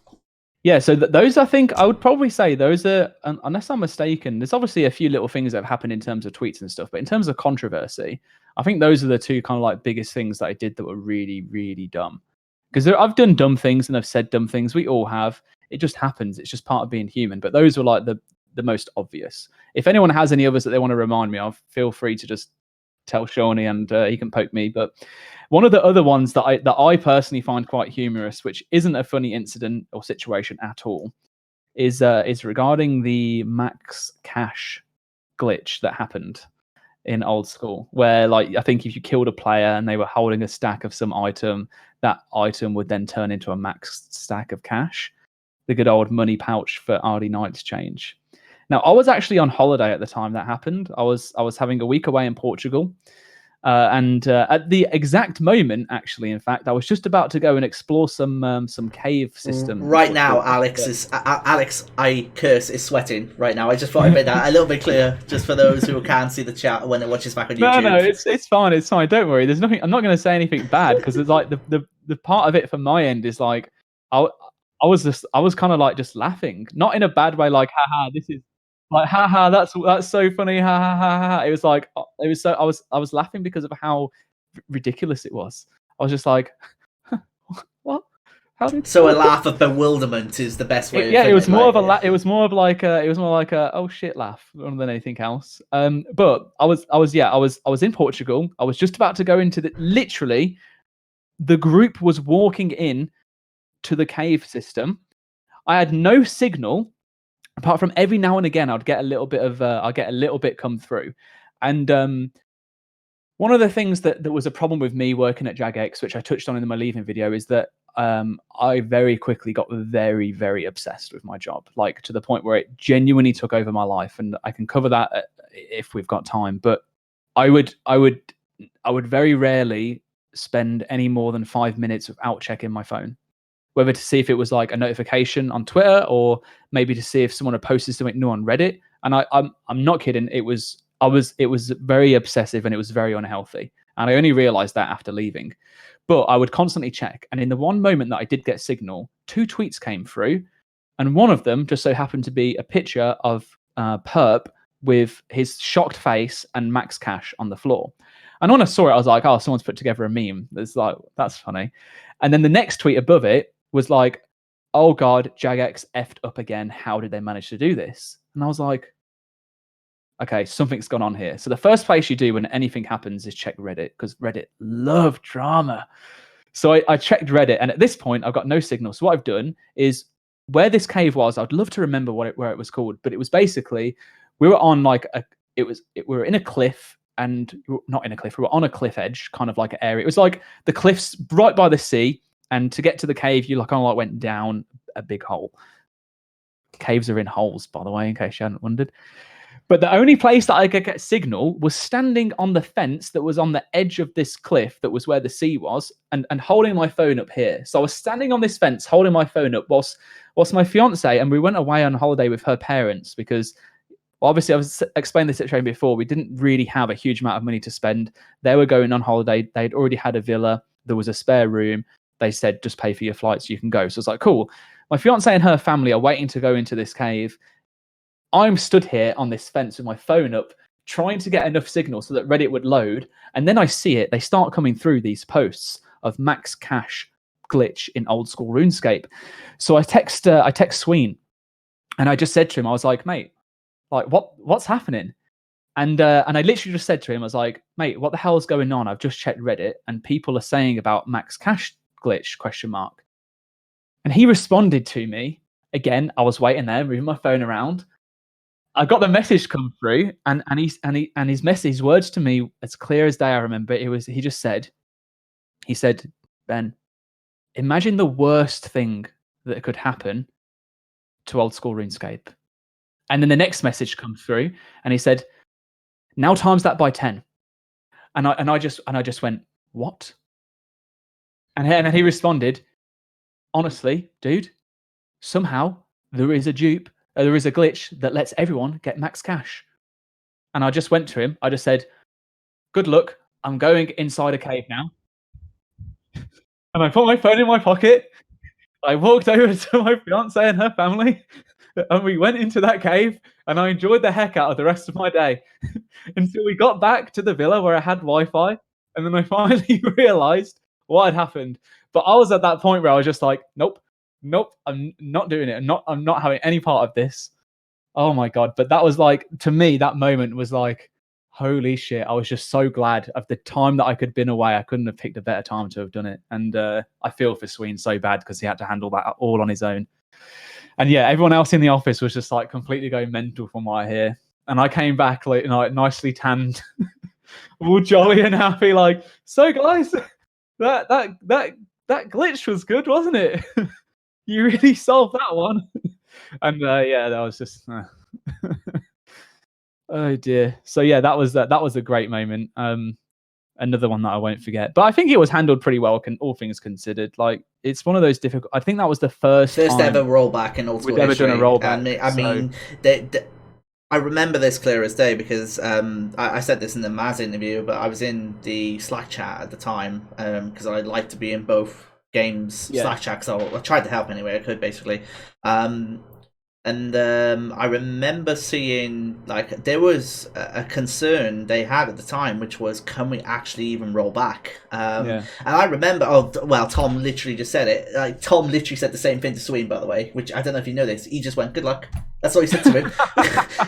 That's not like Tom. Hey, is it? Yeah, he literally just said it in chat, but I was about to say, like, that's one of the things that stand out to me as well. Like, he just went, yeah, good luck. Because, I mean, what can he do? There's not much more, like, if you think about it. It's like, at the end of the day, like, either the economy's fucked or you roll back. That's the two options. You are reliant on not external, but people outside of the team you're on, and you have to wait for them to do stuff for you to even do anything. So, yeah, I completely get it. You were on the team when Twisted Bow happened, right? No, that was after I left. Oh, just after you left. Okay, cool. Yeah, that was after I left. So yeah, I do just want to really point out that at that moment, I remember looking back at some of the things people were saying, and this is when I really started to realize that, I'm going to really put this bluntly, that people can really be assholes online, and it's completely unnecessary. Because imagine what was going through the people's heads, especially the person that caused that glitch to happen. Do you think they did it because they wanted it to happen? Do you think they enjoyed it happening and knowing that they'd caused so many people that love playing a game to no longer be able to play? Like, absolutely not. And the fact that everyone managed to keep their cool, and the fact that something that had never been done before in old school RuneScape's history, never even been tested, was completely pulled off and done with complete success. Like, it just worked. It happened. Yeah, it took a little bit of time. Yeah, the game was down for longer than people would have liked, but like, everything was communicated perfectly. It actually ended up going through really smoothly. And as soon as the game was available to come back online, you damn well bet that it was back up online.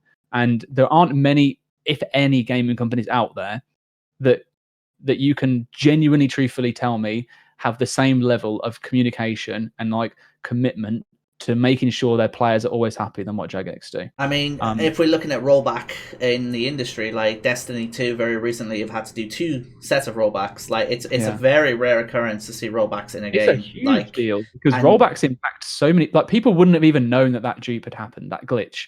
They wouldn't have even been aware of it. And you're looking at hundreds of thousands of players that might have just logged in for 15, 20 minutes, maybe got a pet, maybe got a really cool drop, had no idea this was a thing, that will log in the next day and not have what they had before and think, what the hell's just gone on? It genuinely is one of the biggest what ifs, in my opinion, in old school history. Whenever, like, as years go by and people look back on it, what if the game couldn't have been rolled back? What would the state of the game be? Oh yeah, like, no, and I think that's probably what caused a lot of the frustration, which is where you kind of come to terms of like accepting that players were very, frustrated over it, because they might have just lost the game in the way, like, it might never have been the same again. We don't know. I think we should just be grateful that it did get sorted, and now those procedures and policies and like that process is in place. So, but it's just one of those. I'll never forget that, because of the way it all came about, and the whole just being blasé about it. But yeah, the whole Twisted Bow thing that was post me at Jagex. Kebos Lowlands was the last piece of content I ever worked on, but it was not finished by the time I left. I just did the blogs for it. So I did the poll blog, the developer blog, and then the release blog was done by, I believe it would probably have been Gambit at that time, that had finished it off and actually published it. So it was like mid-December that I left, and I don't think that got finished in development until like the second week of Jan or something like that, or the first week of Jan. So I missed about 2-3 weeks worth of it, and then that bug came post my time, because I was streaming at the time actually when it happened. But yeah, that's one story as well. I have another one that's just, I've told this story on my stream before actually. It's about the first time that I went to TwitchCon. which is another thing that Jagex were absolutely amazing for, by the way. Whenever there was an event, I don't know whether it was because the fact that they appreciated that I worked my arse off, or whether I was just really lucky. I think it's also down to the fact that Tom was my boss, and he managed to swindle almost anything.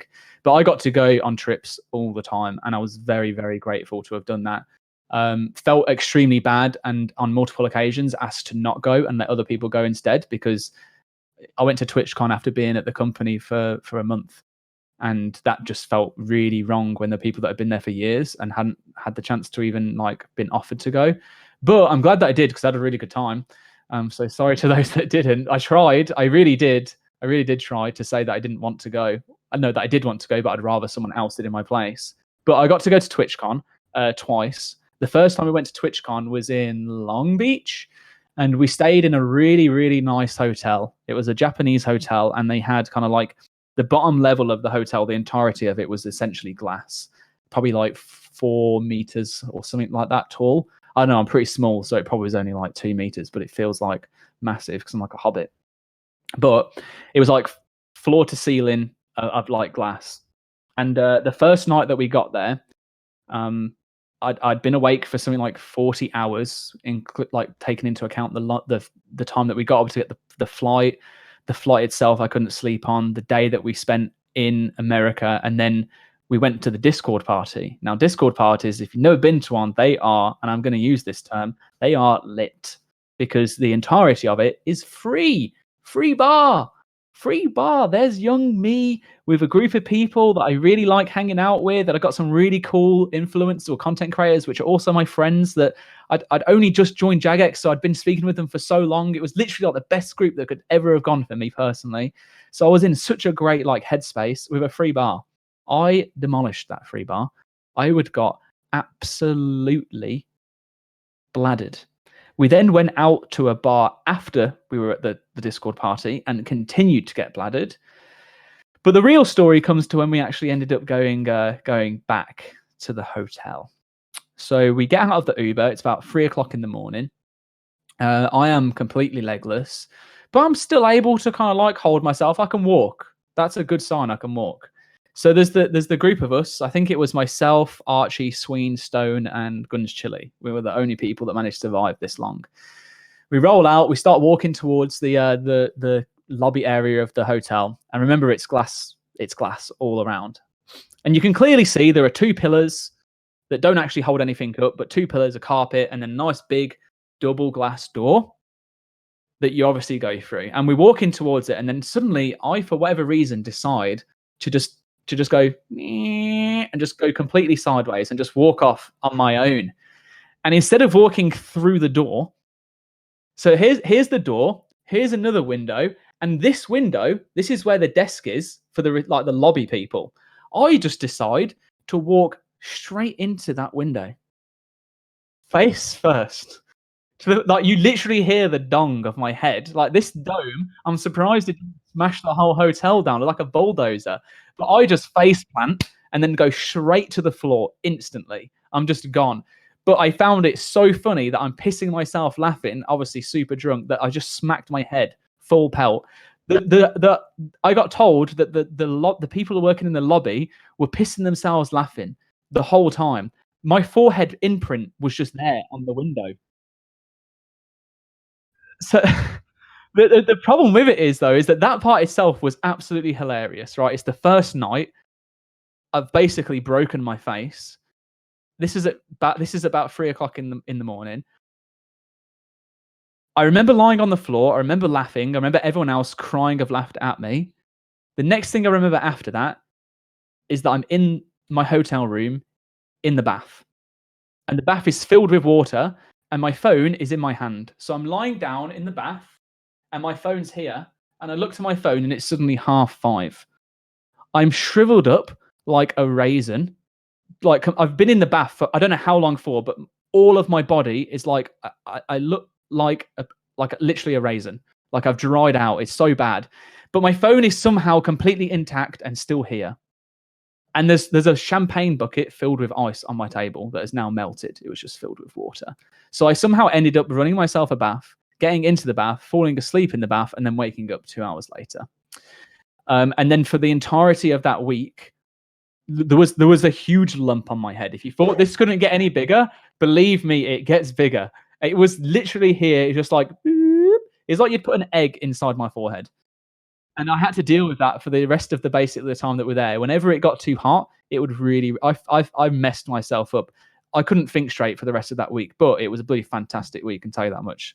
So that's one of my stories: hitting into a window, giving myself a concussion, and passing out in the bath. So, yeah. Oh my lord, that's incredible. Yeah. And there's a few stories that I'm not willing to share. They're personal between me and my other Jagex friends. But we got up to some, like, after work. We were good friends. You know, it's like we enjoyed our company, and I made some really good friends at Jagex. And that's one of the other great things about working there, is that it feels like you're part of a family. It's not like you're going to work; you're going to see your mates, and that's what's so good about it. Okay, I'm going to ask you a couple old school general questions, and then I think we can move on to life after Jagex, and then we'll kind of see where we end up from there. Okay, so when you look at old school now, what are your thoughts on old school nowadays? So, honestly speaking, I haven't played a huge amount of old school recently. I typically, the only time I ever play RuneScape, and the only time I have ever played RuneScape really over the course of since me leaving, has been when I've streamed it. I don't play it like off stream or in my downtime, because I Classic WoW came out. I played that instead, and I've played like Teamfight Tactics. So it's not that my passion or love for the game has gone. I just would rather do other things. And the way I associate now playing RuneScape is to the community that I've built up around that, and the community that I know from me streaming, and obviously from me working there. So it's very difficult to go into the game now and kind of like just lose myself in it, because not that it's a bad thing at all, because it's very honorable to have people like, yo, Ayiza, it's so cool to see you in game. And I'm like, I'm taken back by it every single time. But I always feel kind of like, it sounds so weird, because I don't see it as a bad thing.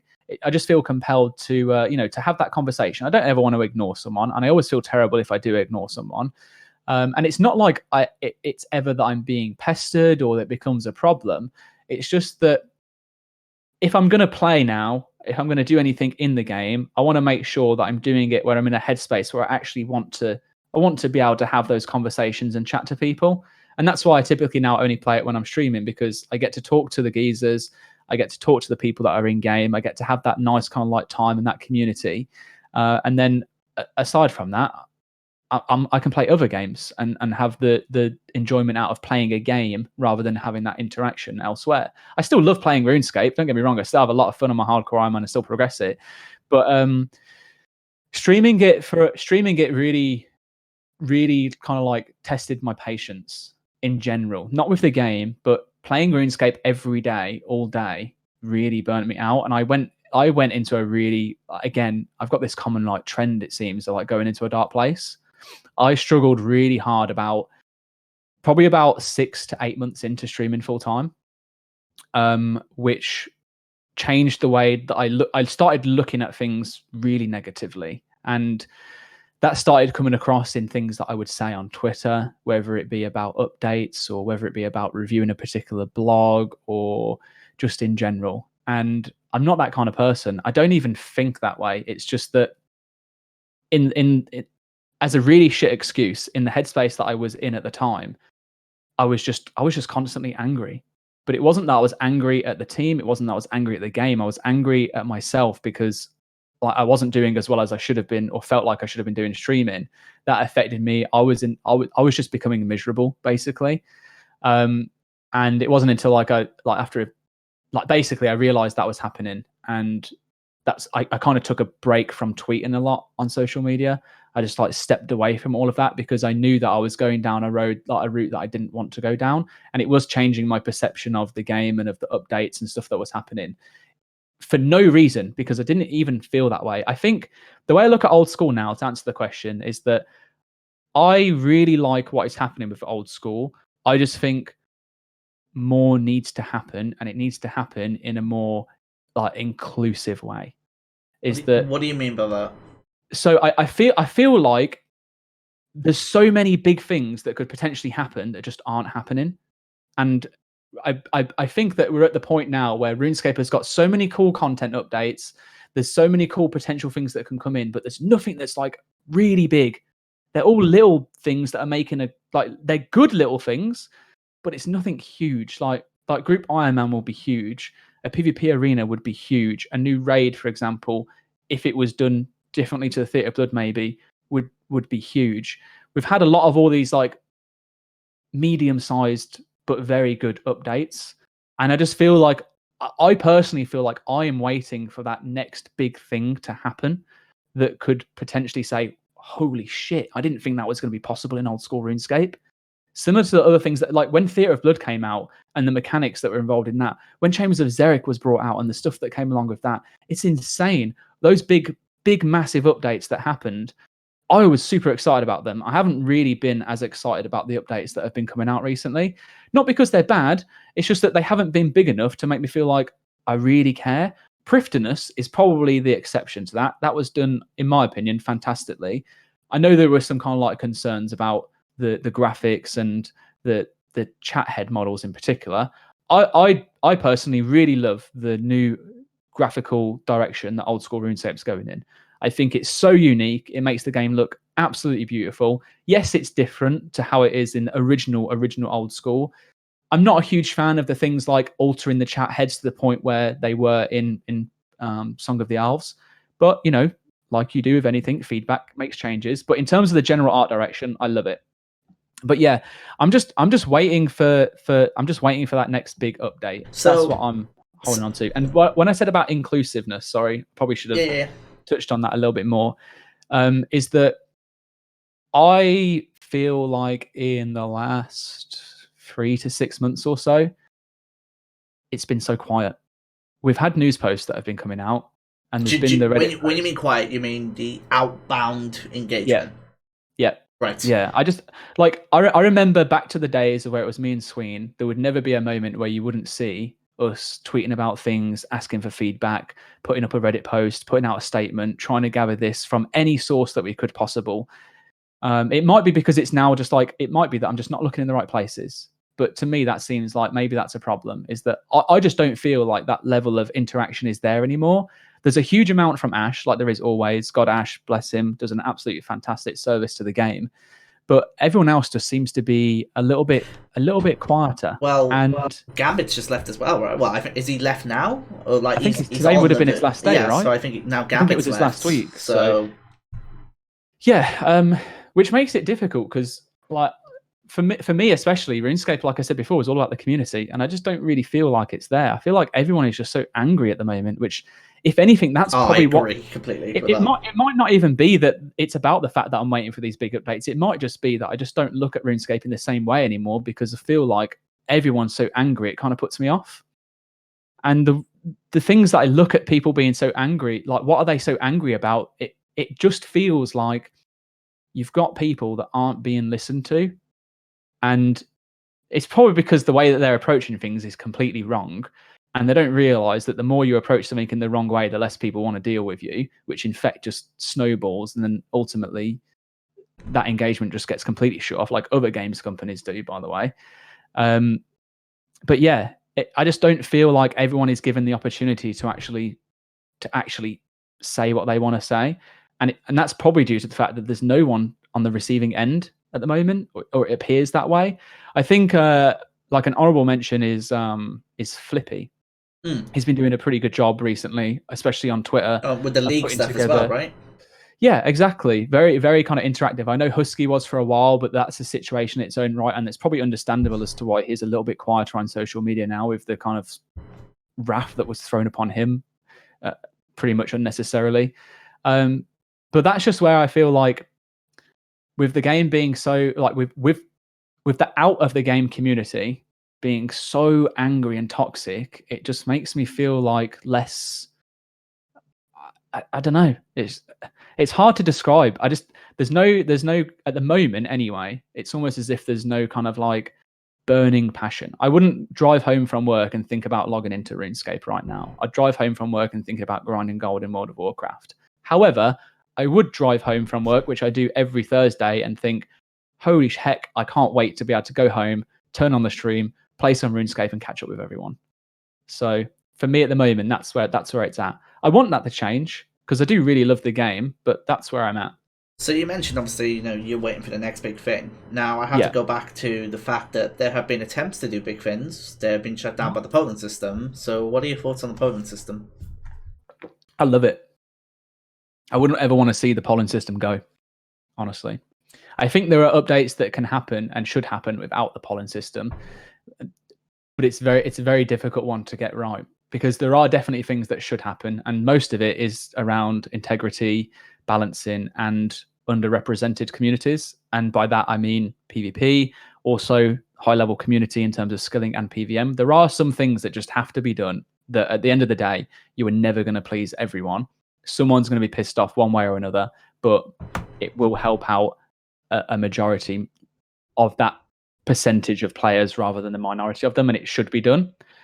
But I personally just feel like old school RuneScape would not be the game that it is. But in fact, so the thing is, if you were to ever dismiss the polling system entirely from old school RuneScape, you would essentially be betraying what made old school RuneScape, what it is today. Because without the polling system there from day one, there would never have been the direction that the devs got, because they didn't have really community managers back then. They would never have had that direction to be able to create the game in the way that it is today. And every major piece of content has been shaped by the players. And that polling system is their way of saying, F you, Jagex, this is my turn to say, I don't like that, or I really do like that. It gives you a sense of empowerment.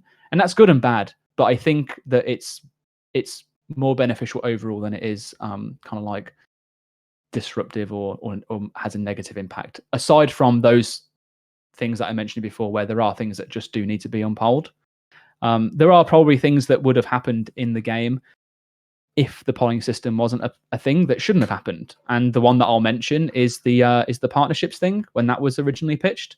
I'm really grateful for the fact that they polled that, because I personally think that partnerships, if they're done right, would actually be quite good for the game in terms of health, because it could bring in new players that the game currently doesn't have that kind of real venture to go into. The marketing is all very much your traditional social media, a little bit of advertisement here or there, but there's that extra and reach. the advertisement's always like trying to reach out to people who used to play RuneScape. Yeah, people who used to play, exactly. So like the thing is, I think they could be done well, but the problem is with partnerships is whenever anyone wants to do a partnership, is it's like a two-way thing, and like it just doesn't work with the way that old school RuneScape is as a game. But I believe if they were done properly, then they could be beneficial for the game. But I'm glad that the players decided to vote no against them, because there probably would be a case of that if they got in, that there would be some things that would end up being pushed too far.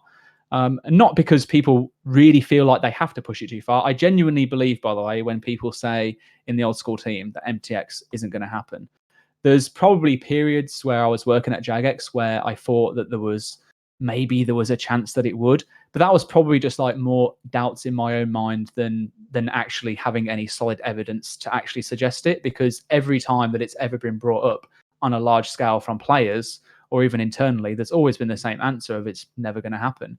And the statements that we've had since I've left have really just made me think, you know what, I think they might actually finally be getting it, that it isn't going to work. Because obviously, you know, like with anything, there's been discussions over it.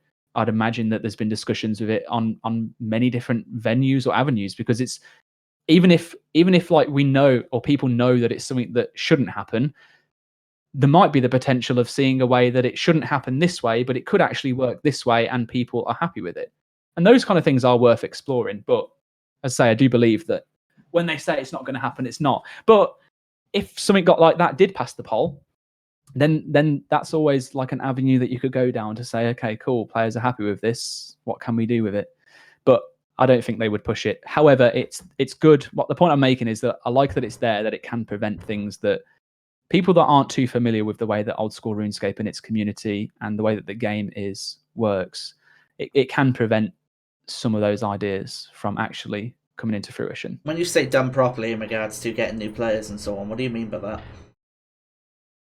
So Oh, what, in terms of the partnerships and stuff? Well, yeah. So yeah. In terms of partnerships, when you say done properly, like, can you think of? Yeah. So my like the problem is with doing it properly is that it's just, I don't think it's possible with old school, because the way it is that the proper way to do it is without adding any in-game items that you can't already obtain yourself. Because at the end of the day, if you were to look at a promotion, say for example there was going to be a new like even for example the Twitch promos that they did, the Twitch Prime ones, they were in essence MTX. They were just like, they were MTX but not MTX, because everyone eventually got to unlock them.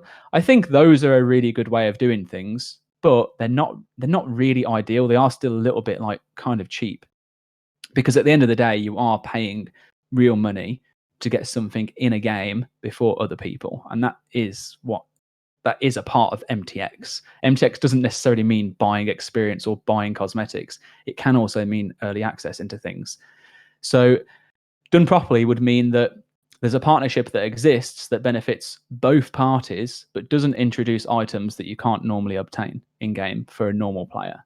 I would hate to see things come in that would, for example, you buy this promo and you get the Twitch Prime polearm, and it's like the equivalent of a crystal halberd but super, and it's like the only way you can get that is by getting Twitch Prime. That would be bullshit. Whereas if it was, say for example, I don't know, what if they had a there's the Twitch Rivals. If you've heard much about that, they do these tournaments. What if Jagex had a Deadman event of some sorts, or some kind of tournament that had an amount of worlds that everyone could access, but then there was an amount of worlds that only the people that had gone into this particular partnership had access to. And maybe if you have access to that world, you get a different kind of like kit design, maybe that's in kind of like some way related to whatever the partnership is. So if it was some Twitch Rivals, it could be that you can dye all of your stuff purple. Whereas if you're on the non-Twitch Rivals worlds, you do the exact same content, just with everyone else. Stuff like that, where it's either it doesn't impact the main game, because I think the main game has to stay pure. Maybe if it was like something that happened in a separate game, like Leagues or Deadman or whatever they end up doing, I personally as a player wouldn't really care about that, because it's not the main game. Don't really give a shit. In the sense of it like changing it, obviously, I do give a shit about those game modes. Yeah, or it was just a case of you just get an exclusive access to something that only people who also have that exclusive access to, but there's another version of that everyone else gets to do the exact same thing on. So you're all having the same experience, but I know one has priority. Okay. One last one on old school, and we kind of get into the end, which is the end of this, which is going into essentially after it. When you look at, you obviously mentioned you wanted to initially get into this and on the esports and influencer manager role. What do you think about the state of where it's at right now, and where do you think it should be? For Old the school. kind of like competitive gaming on old school? Yeah, for competitive gaming on old school, yes. Yeah. Okay. Well, I think the state that it's in at the moment is non-existent, because it doesn't exist. There isn't anything. How do I feel about that? It genuinely upsets me, because I as a normal person, I get a lot of enjoyment out of watching competitive events. I don't even even games that I don't even play, I will watch the tournaments for, because I think they're sick. It gives me a good amount of thrill. I don't watch traditional sports. I'm an actual exclusive e-athlete in regards to anything physical. It's just all electronic.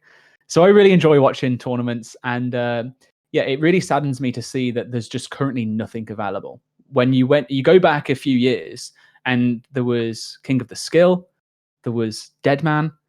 I think that's when we've had leagues as well. What other little events were there, or was that it? Anyway. Oh, and we also had the PvP tournament that was the clan version, the teams, and then we also had the content creator, the PvP All Stars, which this actually has been taken from. Thank you, Stone, for allowing me to take that. I didn't steal it; I was given it. Okay, I was given it, but that's from the PvP All Stars. This little thing, the Wilderness Skull. It's so cool. So yeah, we've had like 4 different types of events to now go down to none. It just feels. Oh, thank you, Tom. We had Wilderness Wars as well, PvP Championships. So Didn't you yeah, have All Stars as well? I swear, like All yeah. Stars. So I said about All Stars. That's where Sorry. this came from. What was the Yeah, one? yeah. Was that when they were all in a house together? Which one was that? Oh, that was for I can't remember what it was called, but shucks. I remember it happening. Wasn't that Dead Man Mansions? Yes, that's the one. Yeah, Dead Man Mansions. So yeah, like that. Okay, there's like 5 or 6 different types of events that we've had, albeit spread across different periods of time. But to now go down to 0, literally 0, like no wonder people are pissed off. That makes me feel like I'm upset because that's one part of gaming in general that I really love. What do I think needs to be done about it? The first thing is that I really think isn't done enough and hasn't been forever, really, is that there isn't a platform or a process in place to support the community to do their own thing.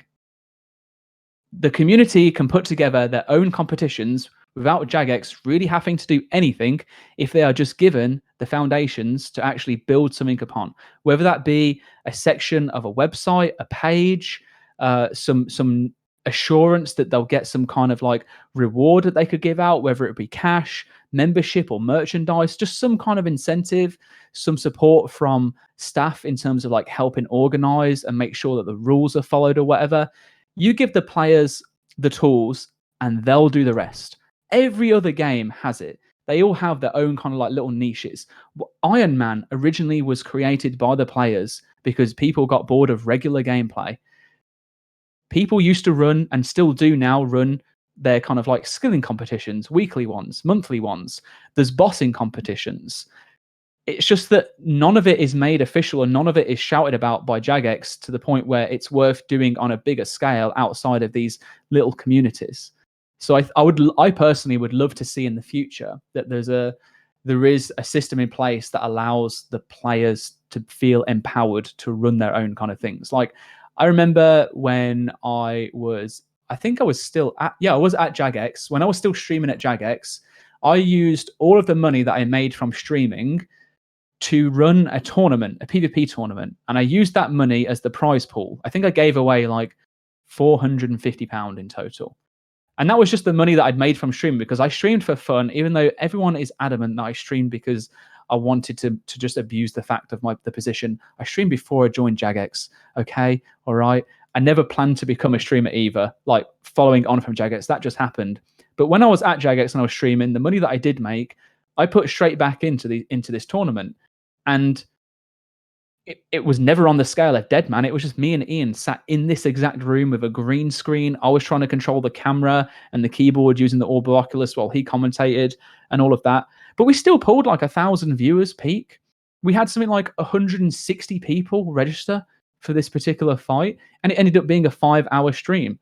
And that was the first time I'd ever done it. Like the appeal behind it is like you don't need a big production, big tournament thing for stuff like this.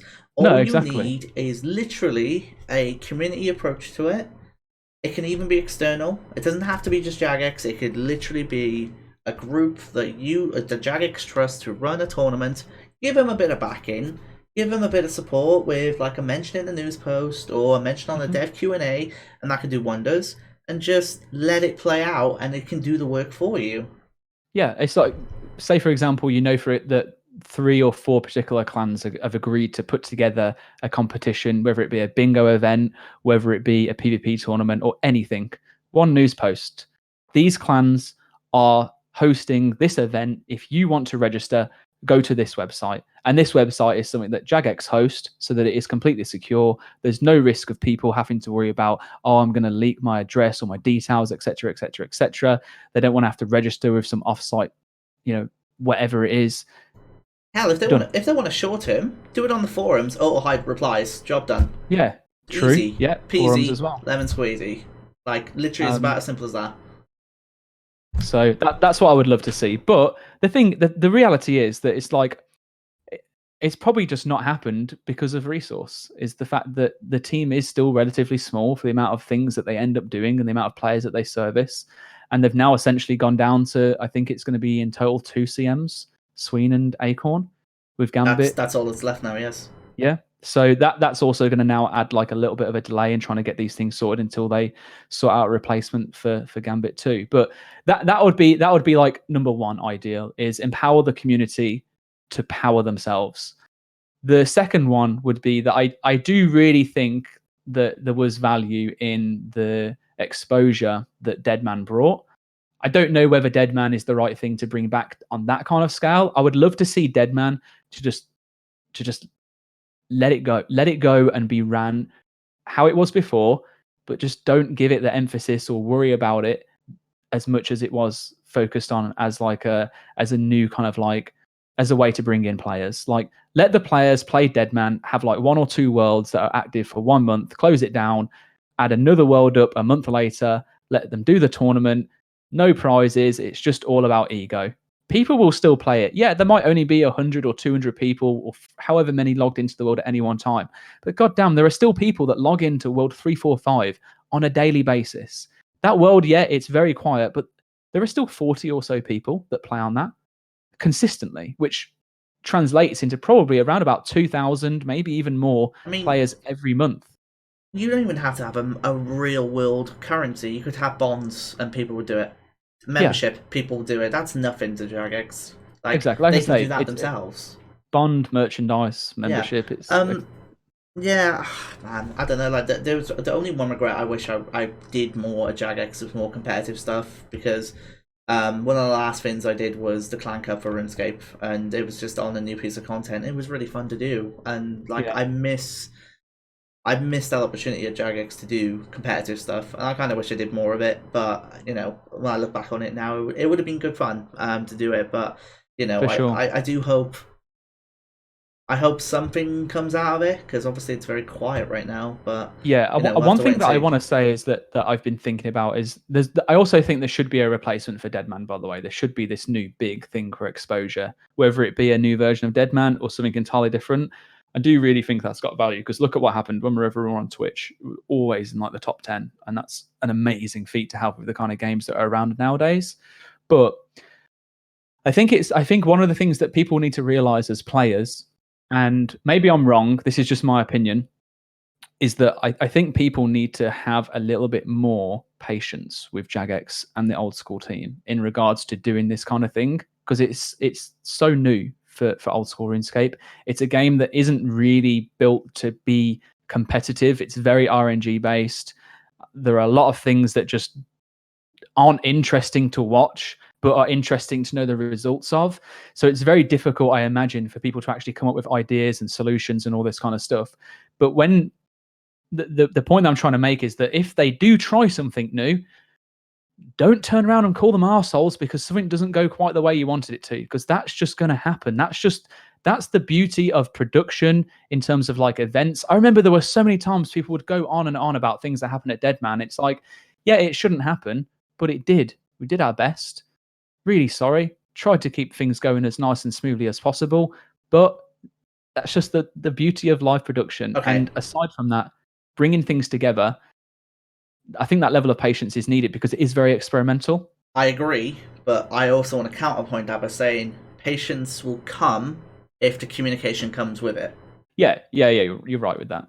But like, I meant that not as in like be patient now, because I think there has been a long time recently without hearing anything. I mean that more as like when they do next try something, or if they next try something, go into it open-minded and accept that it's not going to be perfect. Accept that there are going to be things that don't work the way you want it to. Accept that there might be parts of it that seem really dumb. There might be parts of it that just weren't considered, that you as the expert player that plays a hell of a lot more than someone who develops and plays in their spare time will know. So just I feel like a lot of things have probably been held back because of fear over community's reaction, over it not being 100%.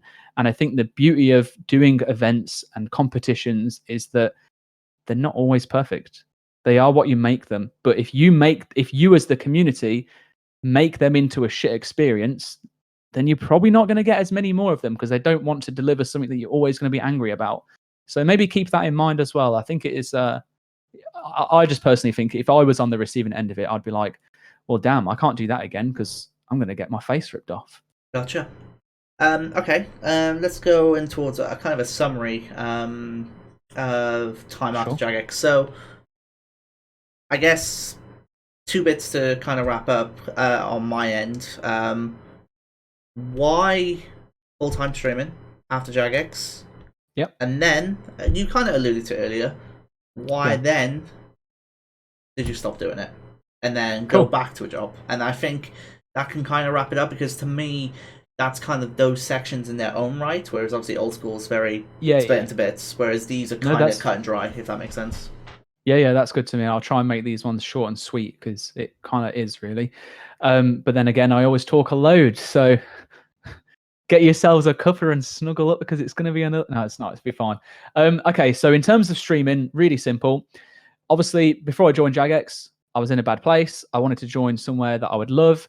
When I knew that I was leaving Jagex, I knew that I didn't want to go straight back into the previous industry, which was IT. So I wanted to take some time to just basically sit down, take a breather, regain my life back after 3 months of essentially having 30 minutes in the week every day and then having the weekends to like actually live, and just basically figure out my life. So I said to myself, okay, the last few bits of savings that I've got left, if shit hits the fan, I've got 3 months where I know that I'll be able to afford to live so I can do whatever I want.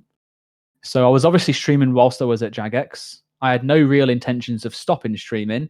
I had a few freelance opportunities that came my way after I quit Jagex, where other companies had like reached out to me, saw the posts and stuff, and saw the things that I'd done, and I got to work with a few of them.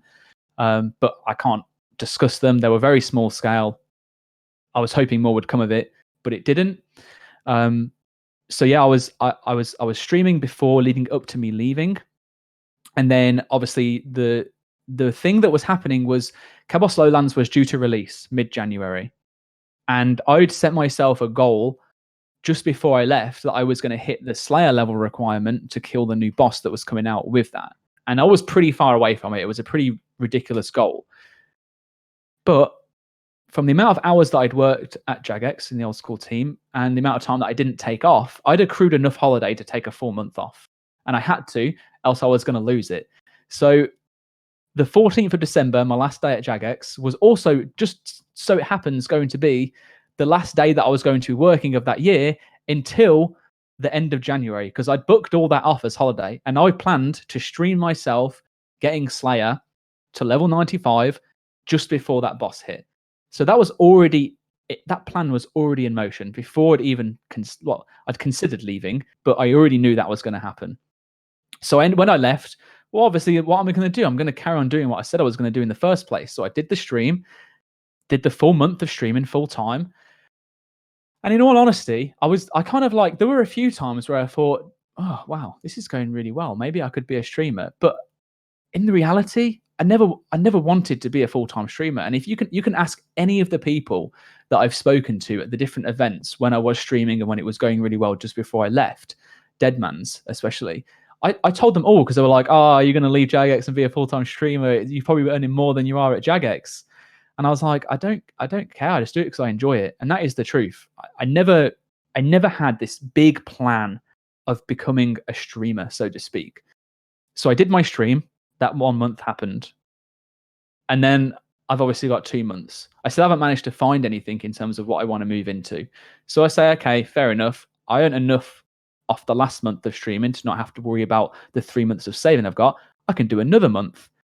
And then I did another month. And this is now coming into February, which was just before I announced that I was going to go streaming full-time officially, even though I'd streamed full-time for 3 months. And what I did was I sat down with my fiance. She's very, very good at listening to me and just allow me to kind of like, she's my sounding board. And I just said, I was like, how would you feel if like, I don't know if I want to do it, but I'm actually really enjoying it at the moment. And it seems to be going really well.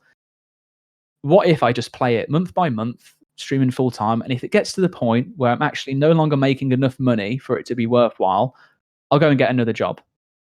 And it was like, yeah, sure, why not? I don't see any reason. Like, what does it matter? As long as we're earning enough money to be able to pay the bills, to save for our wedding, which is coming up very soon now, then it's not a problem. And that's literally all it was. So I was like, cool. I'm going to tell everyone I've become a full-time streamer, and I'm going to stream full-time. And that is, honest to God, the way that it happened. It was just like, I'm just going to play it month by month, and the point that it becomes unviable, I'm going to stop. So that time didn't happen for quite a while. It was really, really good, as I say, for about 9 months. It was probably more like 8 months. And then I started to I just started to get really, really like burnt out from RuneScape. And I realized now that it was burnout that was then causing me to constantly feel down. And it's really weird to describe, but I am the reason, and I am the only reason that me being a full-time streamer didn't work out, because I didn't try hard enough. And it's not that I didn't try hard enough in the sense that I'm like, oh, don't worry, you did really well. I'm not looking for sympathy. It's that I wasn't doing things the right way. I was just carrying on as I was, and I was never putting myself forward for these opportunities to grow any more than I was. So when it was starting to become stagnant, and I was on the same amount of support and viewership, when you actually look at how many hours you put into the stream, it kind of the thoughts in my head were, it's not actually as worth it. And that triggered something where I couldn't stop thinking about that then from that point onwards, where I'd wake up in the morning and I would literally, whilst I'm in the shower, and I used to say, even on my streams, I was like, yeah, I got into the shower of depression, because I'd be in there and I'd just be lost in my thoughts. I'd have like a 30-minute shower just thinking about everything. And the things that would go through my head on that day were, well, there's no point streaming today because it's not going to be worth it. You're not going to make enough money. You'd make more if you went to work at a supermarket. So don't bother. You're not going to have a good time because you know that you're going to be thinking about the money. And I'd never once thought about streaming in regards to the money, other than at the back of my head, I wanted to make sure that, obviously everything was ticking over nicely and it was enough to make me financially stable, because I've got to. If I didn't have this house, I wouldn't care. It would be fine, because I could just go and get something cheaper, or I could just go and move back to my parents or whatever. But that was always there. That thought was always looming over my head. And as soon as that moment clicked, where I sat down and I looked at how much I'd actually got coming in, that's when I started to think about money from Twitch. And that's when, like, that I personally think is a really damaging mindset for me anyway. The way that I think, the way that my brain works, I couldn't let go of that. And every time I went into stream, I didn't think about the stream. I didn't think about my viewers. I didn't think about I thought about doing what would make sure I got the most exposure to potentially get me the most money. And when those days didn't work, it made it so much worse, that thought in my head. And it just kept snowballing and snowballing and snowballing, to the point where I just didn't want to stream anymore. I didn't enjoy streaming because I would constantly be telling myself that I wasn't going to enjoy streaming. Yet the moment I went live, I would sometimes sit here, for no word of a lie, 2 hours just staring at OBS with my mouse hovering over the start streaming button, and I couldn't click it.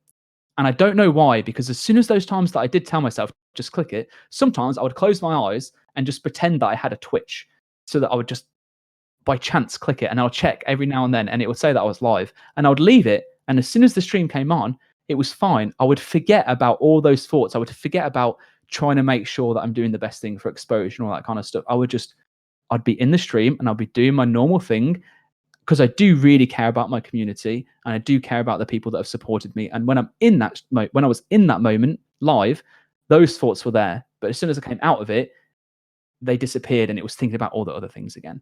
And essentially, it just got to that point where I was constantly battling this.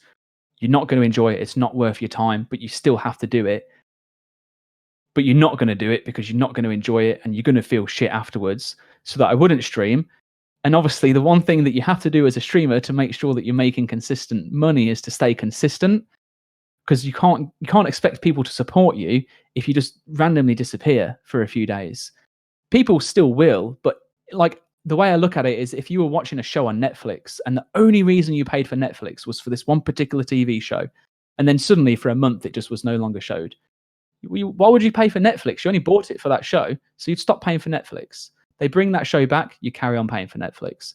That's the way that I would look at it, and that's the way I always look. That's why I would never once think, oh, I can't believe that you stopped supporting, because that's a ridiculous thought. And the whole me starting streaming was never about the money in the first place. But yeah, so that led me to stop streaming as often, which then obviously naturally caused the amount of support to fall, which then again just snowballed that whole thing. And eventually I just got to the point where I just said to myself, like, it's not healthy. The thoughts that I have right now, and the way that I feel isn't healthy, and I need something to change that.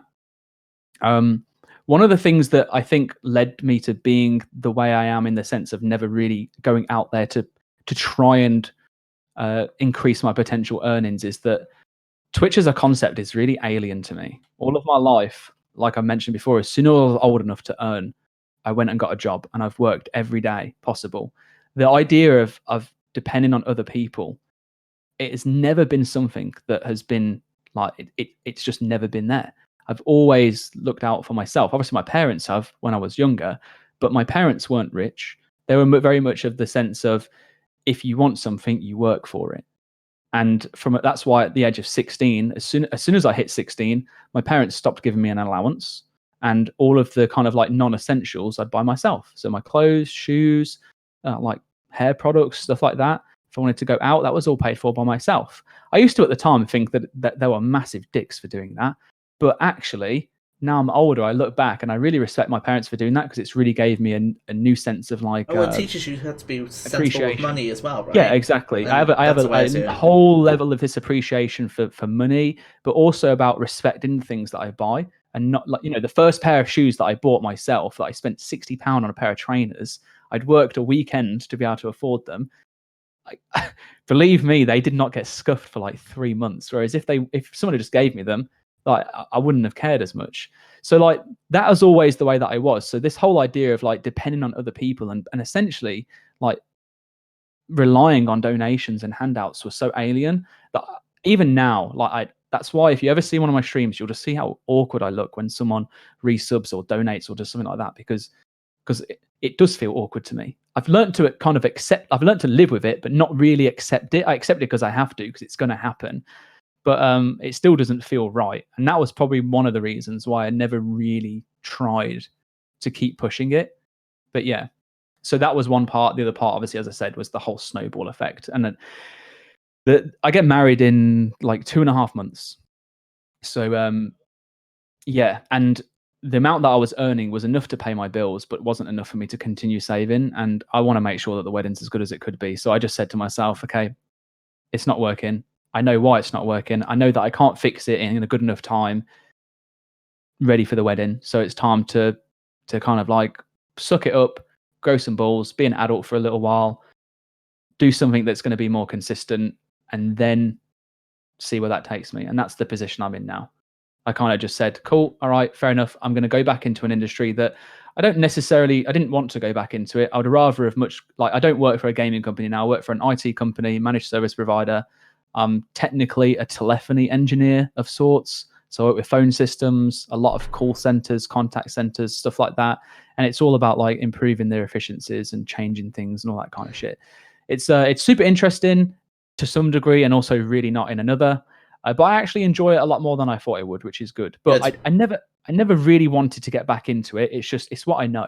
It's what I've done for so many years. So it was the obvious choice of me getting a job as easy as possible. Before that, I did try to get into some gaming companies, but where I live, there's not that much choice, and I didn't want to be in a position where I'd have to, do the commute that I did before, on like a a full-time basis anyway.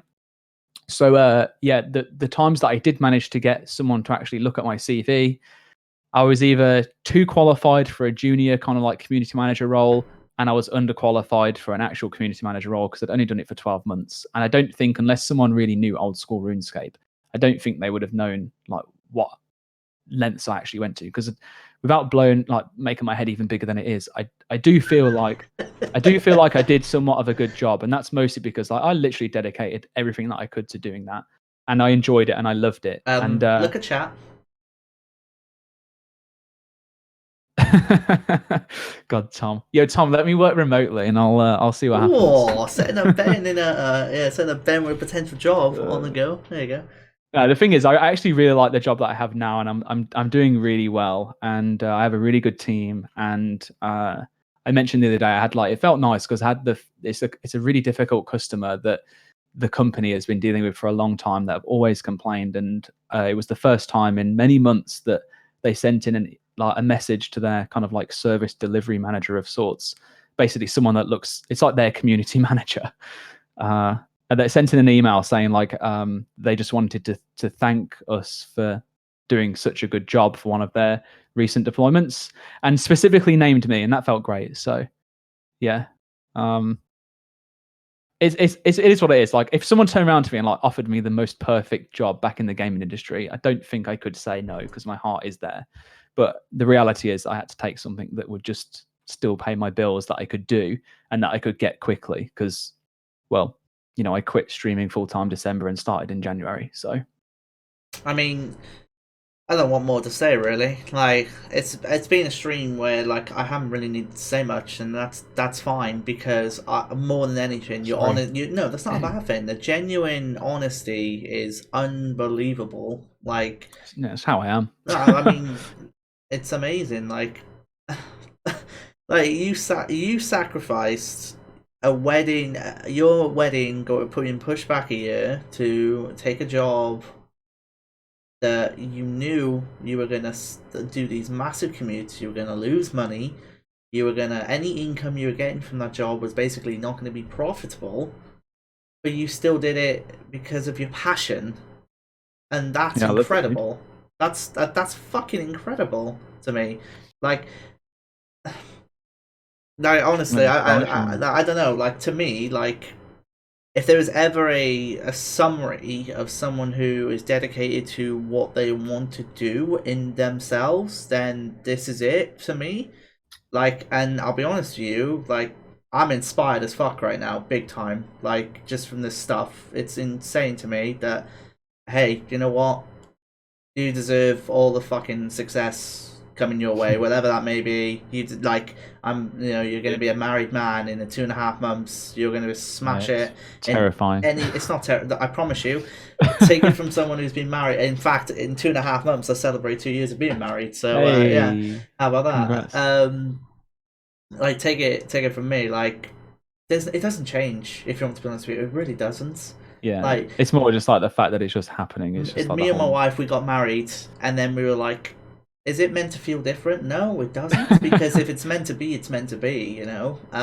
Yeah, Like that's why my best friend just got married in October too. So I was best man at his wedding, and he said the same thing. So it's yeah, there's no difference, Like yeah, it's amazing, but honestly, like the stories I've heard from you today, the trials and tribulations that you've gone through, not disregarding the stuff obviously that happened on your first stream, the bird incident, but the personal stuff you went to and the stuff that you dealt with and still carried on. You're still in that house. You're renting a flat and paying mortgage at the same time. Like, I don't know. I think it's incredible. And yeah, I don't know what more to say other than, thank you, Ben, for this. But you deserve every single success that comes in the very near future with your marriage and everything else that comes up, because honestly, you've earned every single bit of it.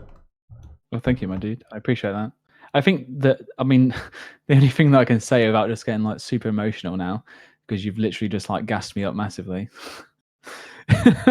is that the realization is that I just came to the point in life where I accepted that money isn't everything. And I think people focus too much on that sometimes. Is that I think it is okay to not be earning as much as someone else if you're enjoying what you're doing more. I have friends that work in banks Good. and they do 14 hours a day and they hate their lives. And I just, yeah, they might earn 3 or 4 times the amount that I do, but is it worth it? Because you only get one life, remember? And yeah, live it basically. And that's why that's just the decision I made, was to just live it. But yeah, it is what it is, really. Like I don't know. I don't know what more to say really. Like apart from it's so deserved. Like everything that you've gone through, I'm absolutely gutted that it was only 12 months that you were I there. know, it's But crazy.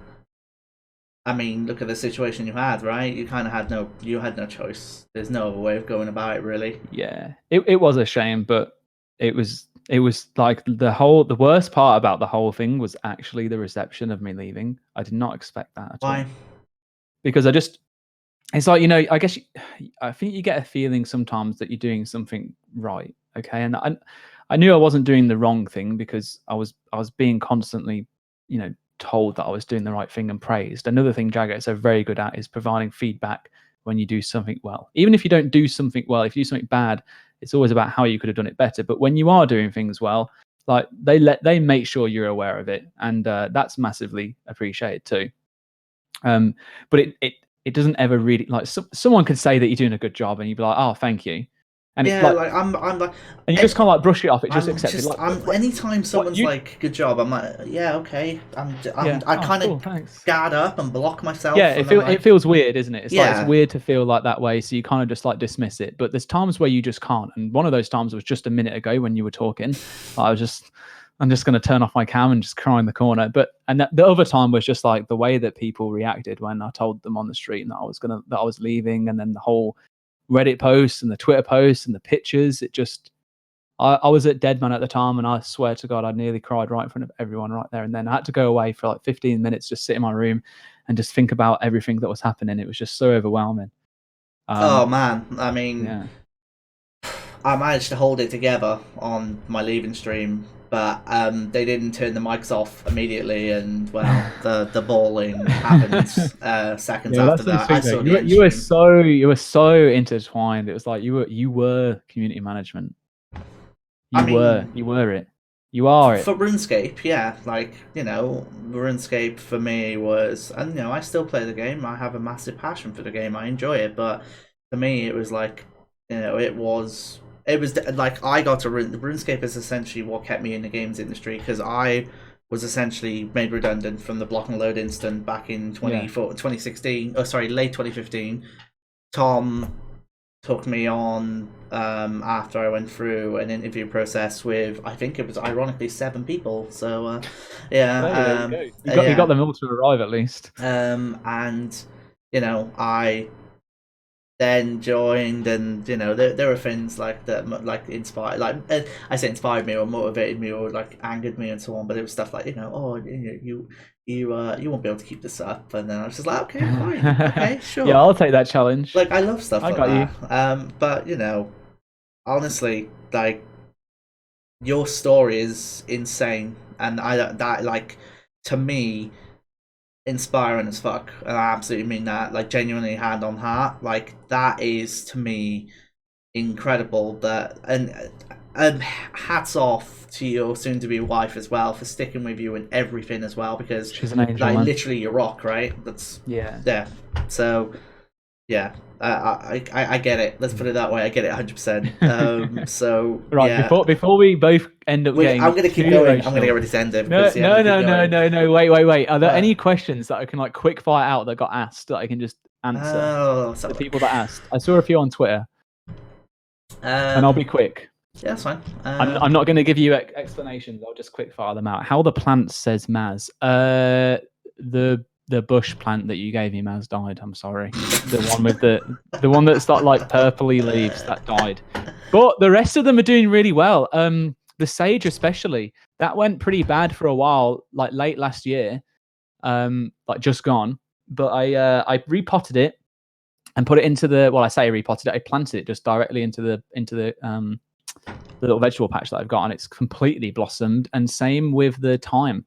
That's gone really well too. The succulent thing is just on the windowsill. That's just succulent thing. I don't know what it was. It's all like some weird things like this all over them, like elephant feet or some shit. But yeah, there was just the other plant. I'm sorry, that one did die. It was because it's in my room and my blinds are constantly closed. So I think I just basically starved it of the sunlight. Oh God. So there's one which I think is related to your Twitch chat, or your Twitch audience in the chat, which is your favorite comedian. Why is it Brad? Oh yeah, Brad is about as funny as stubbing your toe on a corner of a door. I love you, really, Brad. Brad, for those of you who don't know, B2311E. You've probably seen him in a few RuneScape streams. He's a RuneScape free player. He only plays old school very occasionally, but he's a very dedicated geezer, and he's always in the streams. We genuinely do love him to pieces. is an absolute great chap, and like off stream, he's a really nice guy, but on stream, he comes out with some of the dumbest shit you've ever seen. It's like to the point where I'm like, okay, like we've actually considered having like we need to add a channel point system to allow people to ban him temporarily. Like that's just him, not anyone else, just him. So yeah, but he is a good one. All of the geezers are on that note. Actually, I just want to say a massive thank you to the geezers. I see your hearts in there. I wouldn't be here without you. So. All right, last one. If you didn't have to do the commute in, and there was some way, would you still be a Jagex? Yeah, without a doubt, I wouldn't have left. I mean, don't get me wrong. There were things that were going on in Jagex, like in general, that I wasn't happy with. But that's not like anything controversial, so to speak. It's just typical things, whether it be managerial issues, whether it be positions in terms of like people in the wider company, the way that things get run, or the lack of kind of like process. Typical kind of business problems that you would all have and experience in any other company. They existed, of course.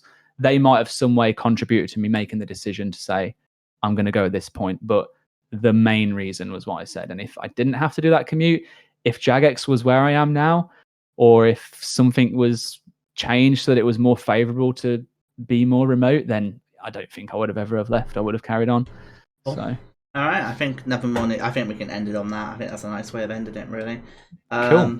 All right. Well, yeah, I've said my bit already, and I could probably say that bit many, many times because it just resonates with me a ton. So, you know, I do. I think I'll end up saying I do wish I could have worked with you a bit more in the community management side of things, but you know, different games, different products, the way it is. But hey, I'm glad I was a part of your first project, which I didn't know about was your first project. So hey, I'll take that.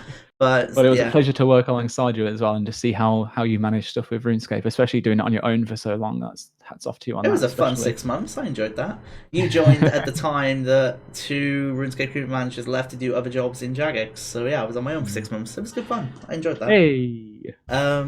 I actually enjoyed that way more than I probably should have, to be honest with you. But anyway, that's another story for if I ever tell it. But that's when we interview you, Shawnee. flip the table.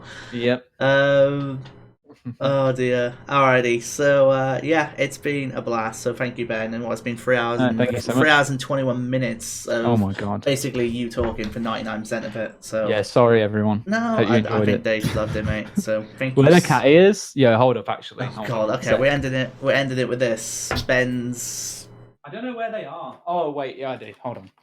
Ben wants a bet. So for those of you who aren't aware, Ben wants to get cat ears in old school, and I think this is how he's going to end the stream by actually wearing them. Sure, why not? Oh dear me. You can hear the efforts of him searching. Let me just up the audio a little bit. Never mind. I actually can't find them. What an absolute I don't disappointment. Know where they're somewhere in my room, but I've got so many drawers of stuff with crap in now that it's not going to happen. My bad. Actually scammed them. Oh. Yeah, I did scam you. Well, they should have added elf ears then, shouldn't they? Right. Jagex. And leave it at that then, I think. But yeah, thank you so much, cool. Ben, and thank you so much for as well watching. Remember to be nice to your community managers, because they are just trying to help you as well as the rest of the team. Damn right. Community managers are people with a shield at the front line, and they take all the shit coming at them. Yeah, they still have hearts. Don't forget that. Don't you ever forget it. So yeah, thank you so much, everyone, and have yourselves an absolutely glorious night. Take care. Bye. And have a good one. Thanks, mate.